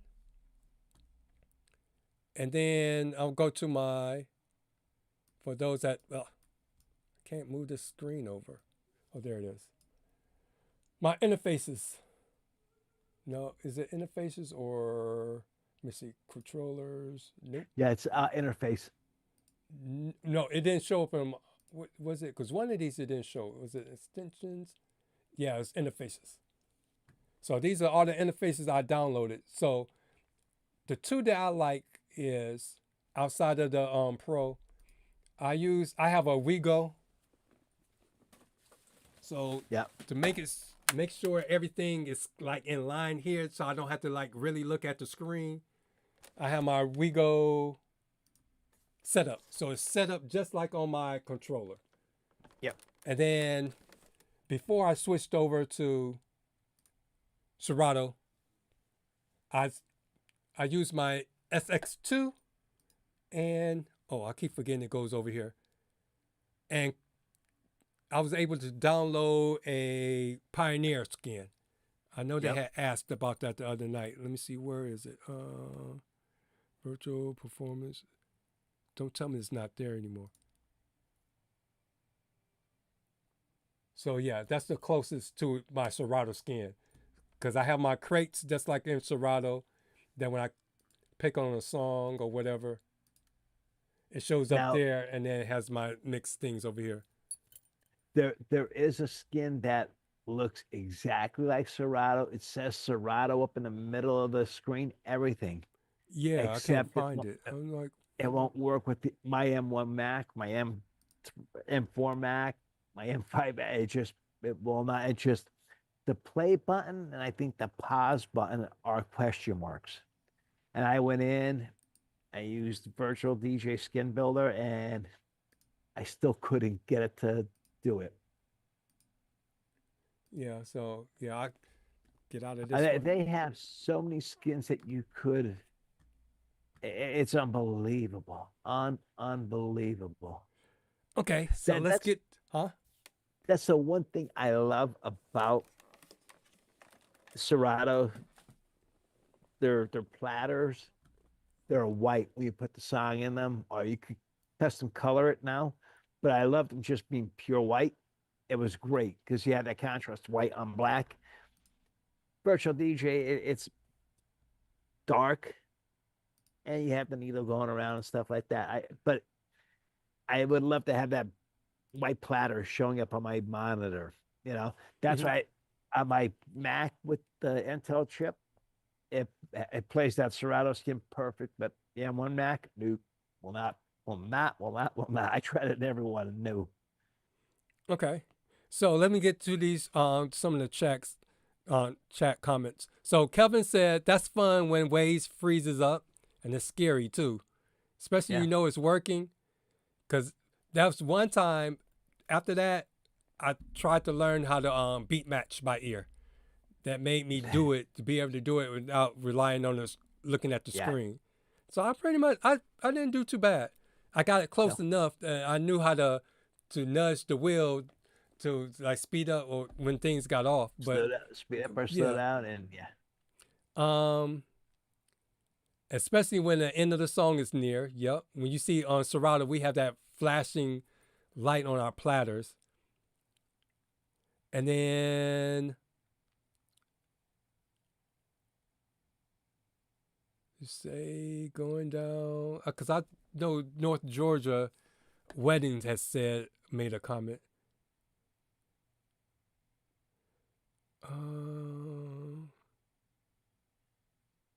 He was saying that true country fans don't like most of today's country.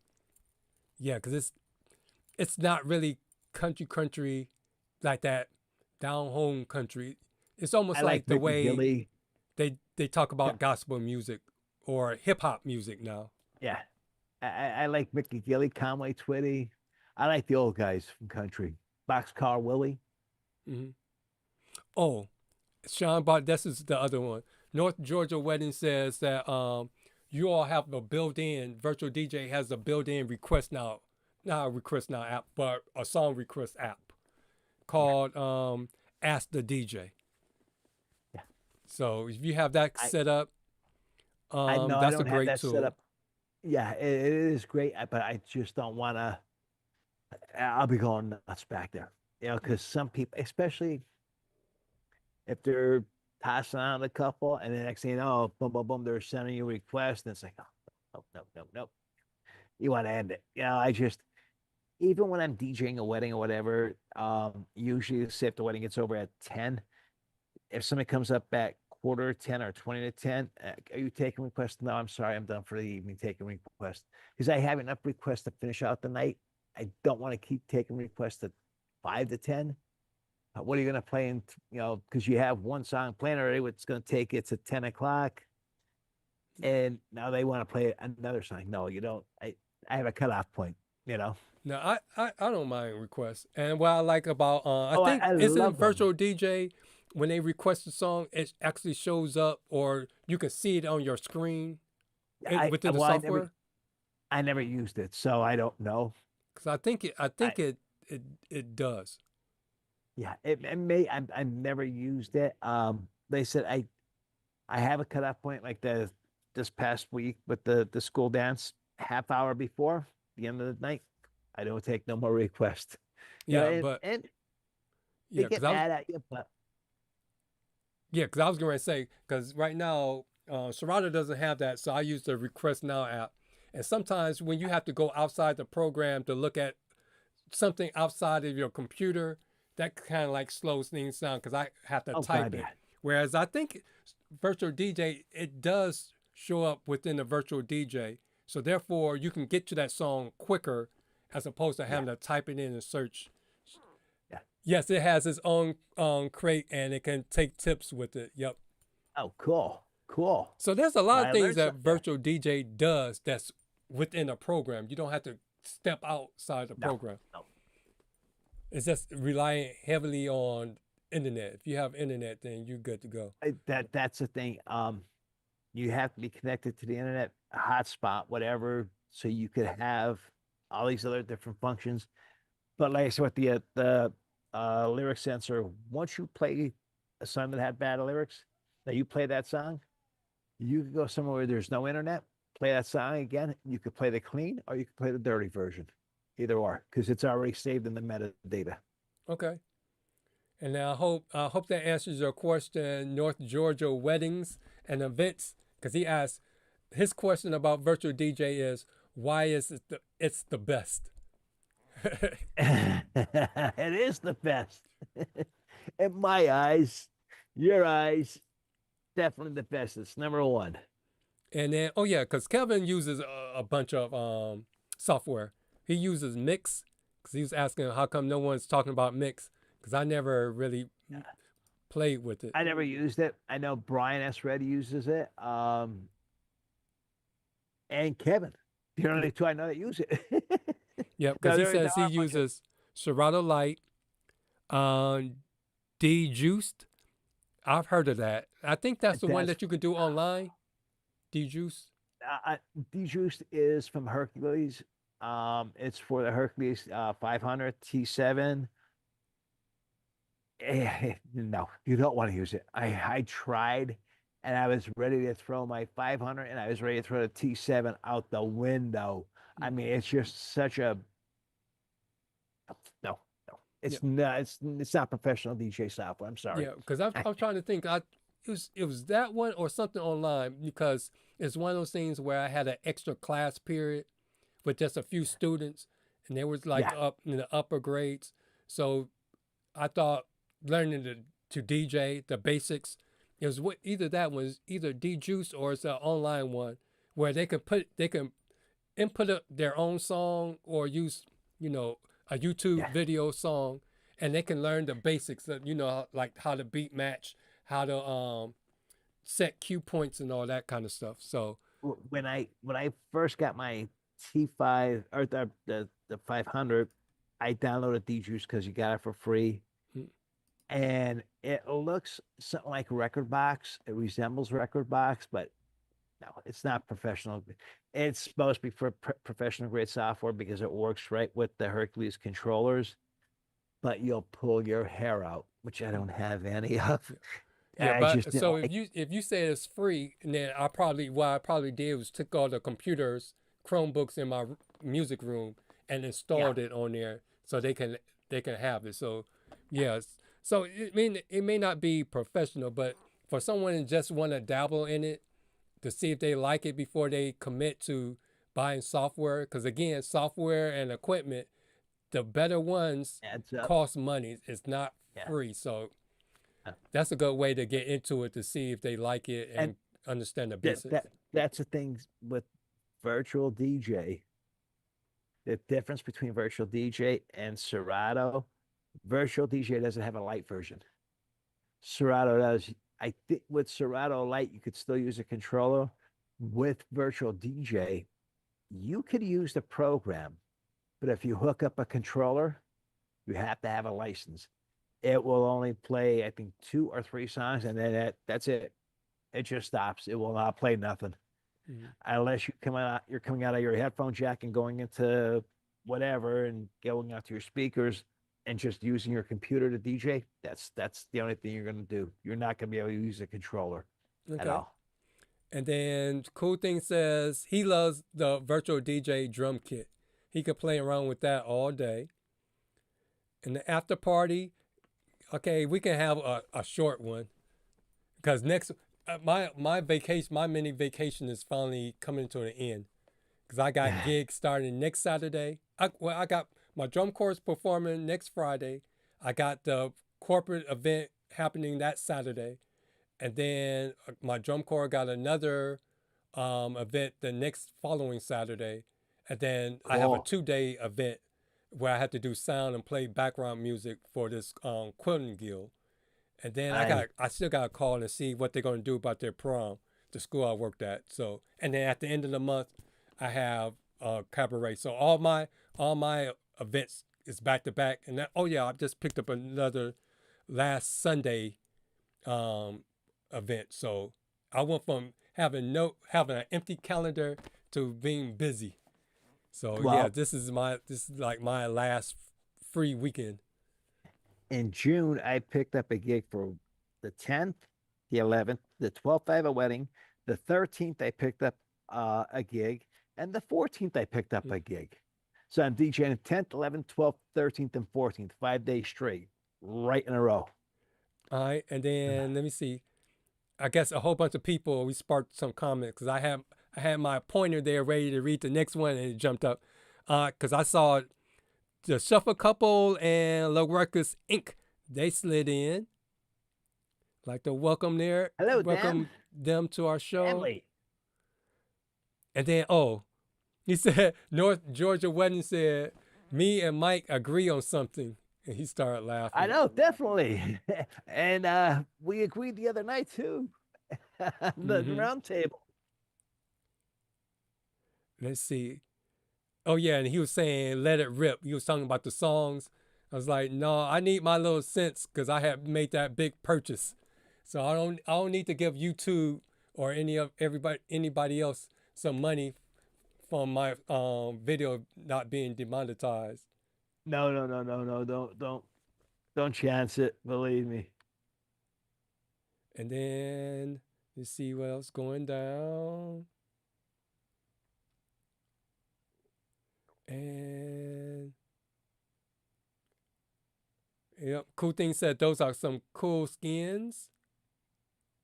He can play around with that all day. I haven't been to the website because I know that's where I got a lot of stuff from, and people that were good in coding, they was able to hook me up with some customized stuff. Yeah. Well, if you watch Klaus, I mean, he walks you through everything. And he usually leaves a link that you could download the stuff into your computer. I mean, he's very, very helpful. And same way with Rachel, Klaus, Aaron. There's a bunch of people that do use virtual DJ, but Klaus, I love. He's great, and Rachel too. Yep. And then Will snuck into the chat. Hey, he's Will. Here. And he says virtual DJ is more reliable. Yep, I have less freeze up issues with virtual DJ than Serato. Yeah. But it just, to me, I guess because I got used to the layout of Serato. It's everything all the information that I need is right there. Because sometimes virtual DJ can be kind of gonky and funny looking, even when I set up to look like Serato. I know it's not Serato, so I guess mentally it just looks Yeah. funky, or it But it don't functions matter. different.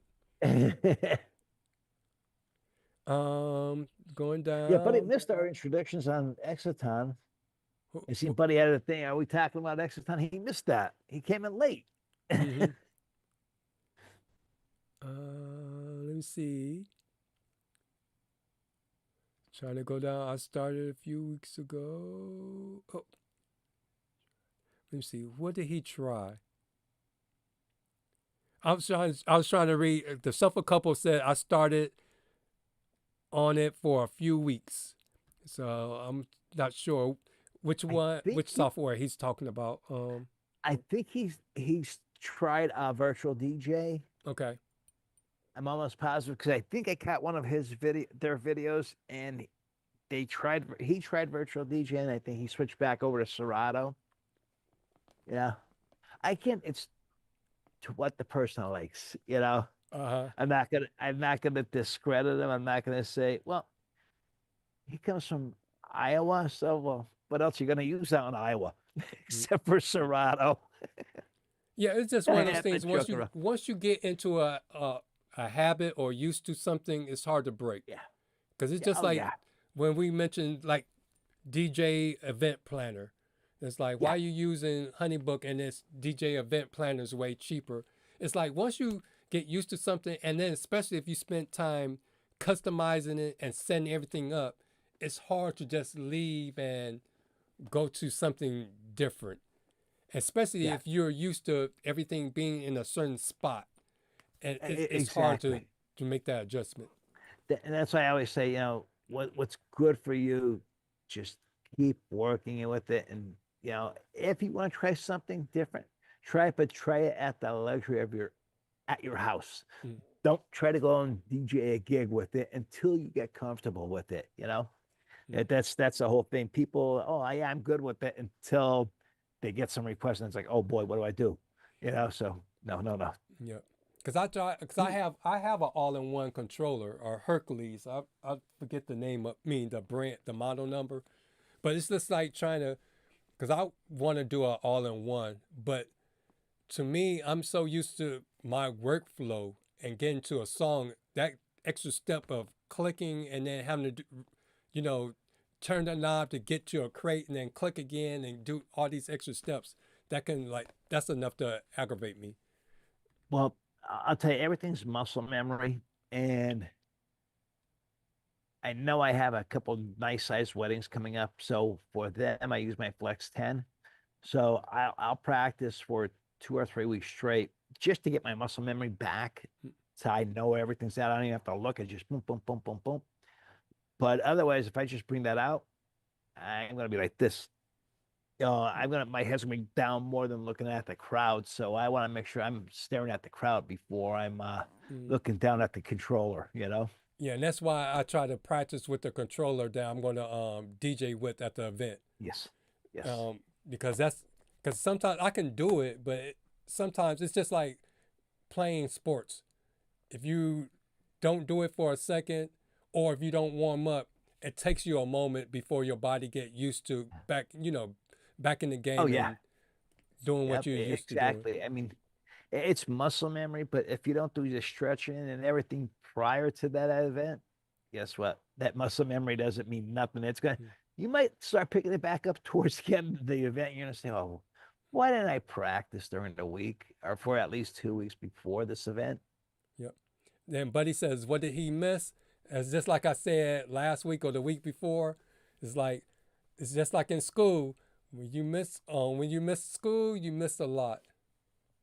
So miss a day, tonight. You miss a lot. That's what it is. He missed the free pizza giveaway tonight. Then he says we need to get you on team LD systems for speakers.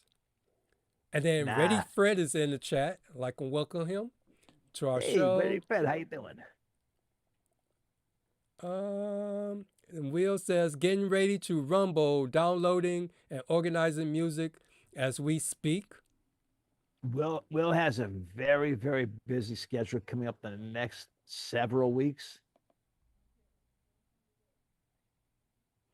And then Plus, he got booked for a wedding next year already. And then North Georgia Weddings and Events says, I took the Browns to the Super Bowl. He must be referring to when they had Jim Brown. Back when we used to win all the time before we came into the NFL. Yeah, the Browns never went to the Super Bowl yet. They went to the World Championships in the AFL. They won a lot of them, but they made it close to the Super Bowl, but then they lost, I think, to Denver. They beat the Jets, and then they went out to play Denver, and then they lost to Denver. Then the following year, the Jets beat Cleveland. They went out to Denver, and they lost to Denver. Yeah, it's just Cleveland sports had a way of running into these what do you want to call these phenomenal players. The Browns ran into Elway because we would have went to the Super Bowl if it wasn't for the drive and then the fumble. Oh yeah, we would have went a couple of years before then if it wasn't freezing weather, and instead of kicking a field goal, an easy field goal, we threw the ball and it got intercepted. And then the Cavaliers ran into Michael Jordan. Yeah. Then the Indians ran into the Atlanta Braves, David Justice and all of them. Yeah. So I'm a true New York fan. New York, well, not all the way. And the Jets and the Yankees, and Yankees at least are making it to this, the what do you call it, World Series or the playoffs. Jets they broke a record. They're the longest team. They've been out of the playoffs for 15 or 16 years. So that's the longest streak of not making the playoffs in the NFL. So there, we have one record. We're the first AFL team to win a Super Bowl. Now we have another record, the longest team not making to the playoffs. So it's like, oh God. So let's get right on up because we saw our 2-hour mark. So I'd like to I'm glad everybody's here tonight. Yep. I'd like to shout out our chat leaders from last week.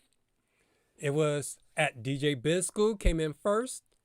And then at DJ Cool Thing came in second. And then at DJ Mikey Mike came in third. So that's probably why you didn't, because last week I was like, how can you be on the show and not know what we were talking about? Because you busy chatting it up. I know. And then DJ K Productions came in fourth. DJ Troll, where was he at tonight? Yeah, DJ Troll. I don't know where Troll was at tonight. Yep, he might be on vacation, I think. And then Big DJ Services came in sixth. Adrian E came in seventh. James King came in eighth. The Ruckus Inc. came in ninth. And Buddy at TBM Productions, DJ One, came in 10th. That Le Croissant, is that a French croissant? The croissant, number 9? The Ruckus Inc. Oh, okay. I'm looking at again. I gotta get close. Oh, okay. Mm-hmm. I thought it's the croissant. I'm talking French. The croissant. Yep. That's my buddy, pretty boy, cutie pie. Yep. And if you want to join our Facebook group page, you can just go to Facebook and in the browser type in "Cue It Up DJ Podcast" and join our private or public group, just like the way Diego did, where he's part of our private and public group. Or you can type in that long URL code. You can also follow DJ Mikey Mike on all his socials at DJ Mikey Mike on Twitter and Facebook, and at DJ Mikey Mike 45 on Instagram. And then you can follow me on all of my socials at hitmanddub. And then we have this thing called the DJ Collective Network, where it's one culture and many voices, Welcome to our primetime DJ lineup, a weekly schedule of live stream shows built for DJs by DJs. Whether you're just starting out or scaling your business, we got the knowledge, stories, and inspiration to help you level up. On Mondays at 9 o'clock p.m. on YouTube at DJ Cool Thing Official, you have the Time to Spin show. For every DJ chasing dreams, no matter the odds, it's your time to spin with DJ Cool Thing. And then on Tuesday night, live on Twitch at 9 o'clock p.m. Eastern Standard Time, join Buddy and his weekly guest panel of DJs for unfiltered conversations that matter. It's the DJ Roundtable with Buddy from TBM Productions. And then if you missed the live broadcast on Twitch, jump on over to Buddy's YouTube channel at TBM Productions DJ 1 every Monday at 1 o'clock to see the rebroadcast of the last week's show, his live broadcast of the Roundtable that happened Tuesday night on Twitch. And then on Wednesday, you can make YouTube great again by being part of the King's Court with DJ James King at 8 o'clock p.m. Eastern Standard Time on James King's YouTube channel at James King HTX. So it's your home for real talk about DJ gear, live performances, and industry culture. And they speak about speaker reviews and gear breakdowns and tips to help DJs get better. And then at 9 o'clock, the 9 o'clock hour, you usually have a special guest on. You had a good show last night. Very good show. Mm-hmm. And then Thursday, it's the Cue It Up DJ podcast with me, the Hitman DDub, and djmikiemike. Every Thursday at 9 o'clock p.m. Eastern Standard Time on my YouTube channel at the Hitman DDub. And then also, we go from 9 to 11-ish. And then on Thursdays, we have another podcast called Start to Spin that features at Ruckus Inc. That's DJ Pretty Boy and DJ Shay. And you can catch their podcast out on his YouTube channel at Ruckus Inc. at 9 o'clock p.m. Eastern Standard Time on his YouTube channel. And then Kevin, you can see Kevin live on the KJ Chill Room karaoke chat with Matt and Eric. And you can join them live on the show every Monday at 7 p.m. Eastern on at djntv.com/KJ Chill. And then he'll be our guest for next week. We have the Recreate the Vibes podcast with at _DJ Reese _, and he talks about DJing in the corporate world. So again, he'll be our guest host next week on the Cue It Up DJ podcast. And then we have the Mega Booth. So a quick heads up, if you need a photo booth that actually stands out, not the same basic setup, Sean, DJ Night Owl, just bought in the Omega booth. It's sleek and it's super heavy. I didn't realize how heavy that was. I thought my gravity stance was heavy, but that thing is super heavy. It has a sleek design, LED lighting, infinity mirror look, and it's a whole vibe, not just a booth. Perfect for weddings, parties, wherever you got going on. If you want your event to feel different, this is it. So, as I was saying, yep, I got mine the other day, and I got my iPad. So I just have to open it up, get it set up, and get ready to do the photo booth thing. Yep. You're going to enjoy it. I hope so. Oh, yeah, you I have to spend all that money. I was like, hey, I know somebody to buy it off you. You can probably charge you more, buddy. Yeah, maybe we need to do a show since he has the beta booth. I have the mega booth, Sean can kind of like help us go through our purchases to see how we can make sure we utilize it to the best of it, our ability. Yes, exactly. I mean, you got a great piece of equipment there. You don't want it to sit and collect dust. You want to make sure, even if you're not DJing the event, boom, they may book you for the photo booth. So you're going to make something from it. That's the thing, you know? Yep. And I need to get the person that's sleeping next door, since they'll be graduating in a few months, put them to work. I got to ask Brentley, how did he do it with his daughter, running the photo booth? It's, you know, it's this generation. I mean, my son, he's going to school to become a nurse. I mean, he'll go there and he'll work 12 hours at the hospital. He listens to his own music. He likes any kind of music from A through Z, but he doesn't like to go out and DJ with me. It's like, you're getting a free meal. You're over 21. If you want to drink, you could drink. Dad, I don't like it, you know, and I can't force him. Now my nephew, he loves it. So, you know, my son, he does all my setup and everything for me, but I'm going to break in my nephew and I'll have 2 people with me then, plus myself. I mean, I can't really do much, but it's going to make it so much easier. We could add, I got so much other stuff I can bring out. Now I'll be able to. But my son, he hates when I take a gig far away because he knows he has to stay there the 4 or 6 hours. It's like, you know? Yeah, but Sean was saying it weighs 63 pounds. But I guess because I have to do all that extra housework in order to get it, that 63 pounds felt like a ton lifting it up. So, and then he says, in order to make it work for you and make it feasible, you have to advertise. Yeah. So yeah, that's what I got to get done. But we'll see, because it'll be a good month before I actually take it out and use it, because I want to make sure I have everything together.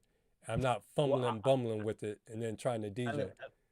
I'm gonna tell you one thing right now, like it's coming towards the end of the school year, Dwayne. I don't know when Cleveland high schools get out. If they're having some type of an event at the high school, say, hey, I got a new photo booth. I'll donate my time, you know, and then pass out a card. You know, you get cards made up for a photo booth only, and pass that out, because there's gonna be so many graduation parties. The parents may have had already booked a DJ. The kid will say, "Well, I want a photo booth too." That's an idea for you. Yeah, because that's why I'm shooting for that last week in May, because I have that cabaret that Saturday. See what if I do this my old school's prom, it'll be that week, and then that Sunday it would be, because my pastor she just graduated, so she has 2 doctors now, so they throwing her party, so I'll be able to test it out all there. That's great. I mean, there's some DJs who'll say, "Oh, don't do nothing for nothing." But if you want to learn your new, like the photo booth, you want to learn that, you can only do so much of that at home. You can't keep taking pictures of yourself.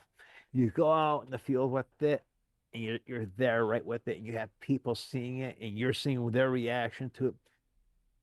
That's a great thing to do, you know, and it's giving you experience, and it's doing a good thing for the school. I mean, I just want to take it to a bar or take it to a wedding or something like that and say, hey, I'm going to give you this for free. No, but something for the school, it's helping the children. You know, I don't care if they're 17, 18, seniors in high school, you're helping them. They're getting a kick out of it, and you're learning the selfie booth too. Yep. So let me see, what's the last, I forgot. Besides the photo booth, the new photo booth, he has the Sigma video guest book for $795. You can get it in red, black, or white. I also forgot to mention that you can get $5 off the Omega booth if you use our code, Cue It Up. And I think he was saying that he's getting more of the beta booths. So I should have kept that slide up. But you can get $350 off, I believe. if you use the Cue It Up code. So whatever you Cool. buy, try the Cue It Up code. It's either going to work Yeah. or not. So you'll be pleasantly surprised when checking out. And then, even though he hasn't put up any new videos, he still have videos that is very useful if you're trying to do work on your website or work on getting your SEOs together and branding and marketing. Check out his YouTube channel called the DJ Biz School with Sean Coatley, DJ Night Owl. I was going to say at 7 o'clock like it's still live, but there's his channel name at DJ Biz School. And there's still a lot of useful things. Again, his videos, you can look at it straight through, but it's best when you're looking at it, have it up, looking at it and stopping and then trying things out as you go along, doing as you're watching.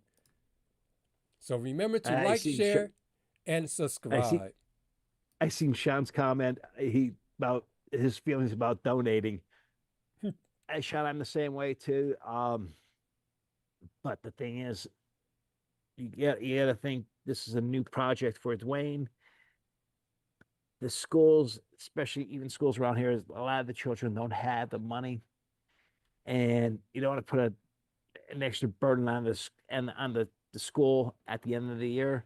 So donate 2 hours of your time, 3 hours of your time. The kids are going to have a blast. You're going to have a blast. You're going to learn. You're going to see so much. It's going to be unbelievable. Believe me. Yeah, but the one thing that I will say, if you donate your time, don't just donate your time just to be donating your time. Make sure you donate your time with a purpose in mind, because that's one thing I realized as I got older. You're doing things in the front end. You're doing things for free, or you doing it as a charity event. But I believe in delayed gratification. So if you go in with a game plan, even though you may not get paid anything for doing it this day, if you go in there and nail it, it will lead to bigger things down the road, because you're there and people was able to see you. So go in with a game plan that I'm doing it not just to give up my time, but I'm doing charity, so therefore I can open up other avenues and doors down the road. So And so that's how you can get your money back, so it's not a waste. You could even explain to the principal, say, hey, listen, I'll do it this year for free, but next year, if you just want to book me, I'll work at a special price with the school. So I mean, this way you're going to get your money back from doing it this year, and you're going to get paid next year for it. So I mean, we could talk about it a little later. I mean, it got 25 after 11. Say good night, people. We love you. Yeah, but he was saying free gigs leads to more free gigs. Yeah, but I just been fortunate, because with the church, you cut corners or do things with the church or the schools, it eventually comes back, because a lot of the students that I have are now at that age where they're having their graduation parties, the big graduation parties, or getting married, and then I'm getting called. So it happens. Yeah. But again, gotta have a plan. Don't just do free just to be doing free. A lot of my daughter's friends are getting married. A lot of my son's friends are getting married. So I know the next couple, I could probably DJ times 75. We have gigs, but I don't know how many more years I got. I'm praying for another 5, if that, but we'll see how it goes. Yep. And then Buddy was asking about the after party. I said I'll stick around for a little bit, so I send a link out. Yeah. And then Kelvin said donate with the plan to maybe get a booking out of the free event. Angelini does it all the time. Yep. And then let's see. Big DJ Service says so hostile. Oh, so I guess he was talking to, I guess Sean and Buddy was getting into it. And you see what? It's a replay of Tuesday night, huh? And then Sean was saying his video was his photo booth. He says no. He said his video guest book is Android based. It comes with software, or you use your own. Also can be used as a photo booth. Okay. Yeah, because you have that capability with the Omega. I'm not sure about the phone, because I never seen it in action. Yeah, and then Kevin went on and said that eyes that see you may book you for something they are planning. Yep. Yeah, exactly. And that leads us into our fade out message. It says, great DJs don't know the most songs. They play the right ones at the right moment. So yeah, it's just like when I first started off on DJing. I had all the songs, but knowing which song to play and how to get to them quickly, that was a totally different idea until I got a system together to make sure my music library was clean and it was categorized and everything was tagged properly. Yeah. That I was able to get to them and get a formula going. So I can always update when new music comes. So with that said, I don't have anything else to say. Do you have anything? No, a short one. I know you have something to say. I want to thank everybody for being here tonight. It was a pleasure talking about the different software that's out there. And again, practice, and enjoy, and prepare. Don't ever think you could just slide by, because it's going to turn around and bite you right in the butt. Yep. You know, definitely. Yes, remember, Definitely they always prepare. say preparation beats talent any day. Oh God, yeah. You have to be you got to be pre-prepared. I can't get out of my mouth tonight. Because you didn't do a lot of talking tonight, so you Was that- didn't get warmed up. I know. Thank you for everybody for being here tonight. It was a pleasure. Again, do what you think is best for you, the software, whatever. That's all I have to say. Thank you. Yep. God bless. So make sure you go out there and crush those gigs. Have a nice weekend. Hopefully we'll see you all next week. So remember, before it's time to spin, you gotta first cue it up. All right. Yes. Take care and see you.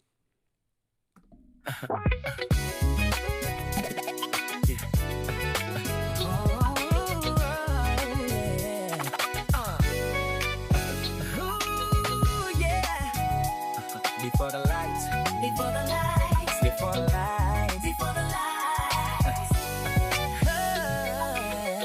before the lights, before the packed dance floors, before the name queued up, would mean anything. Been hustling over 30 years, working every single day. Music wasn't just a job, it was built in my DNA. The journey was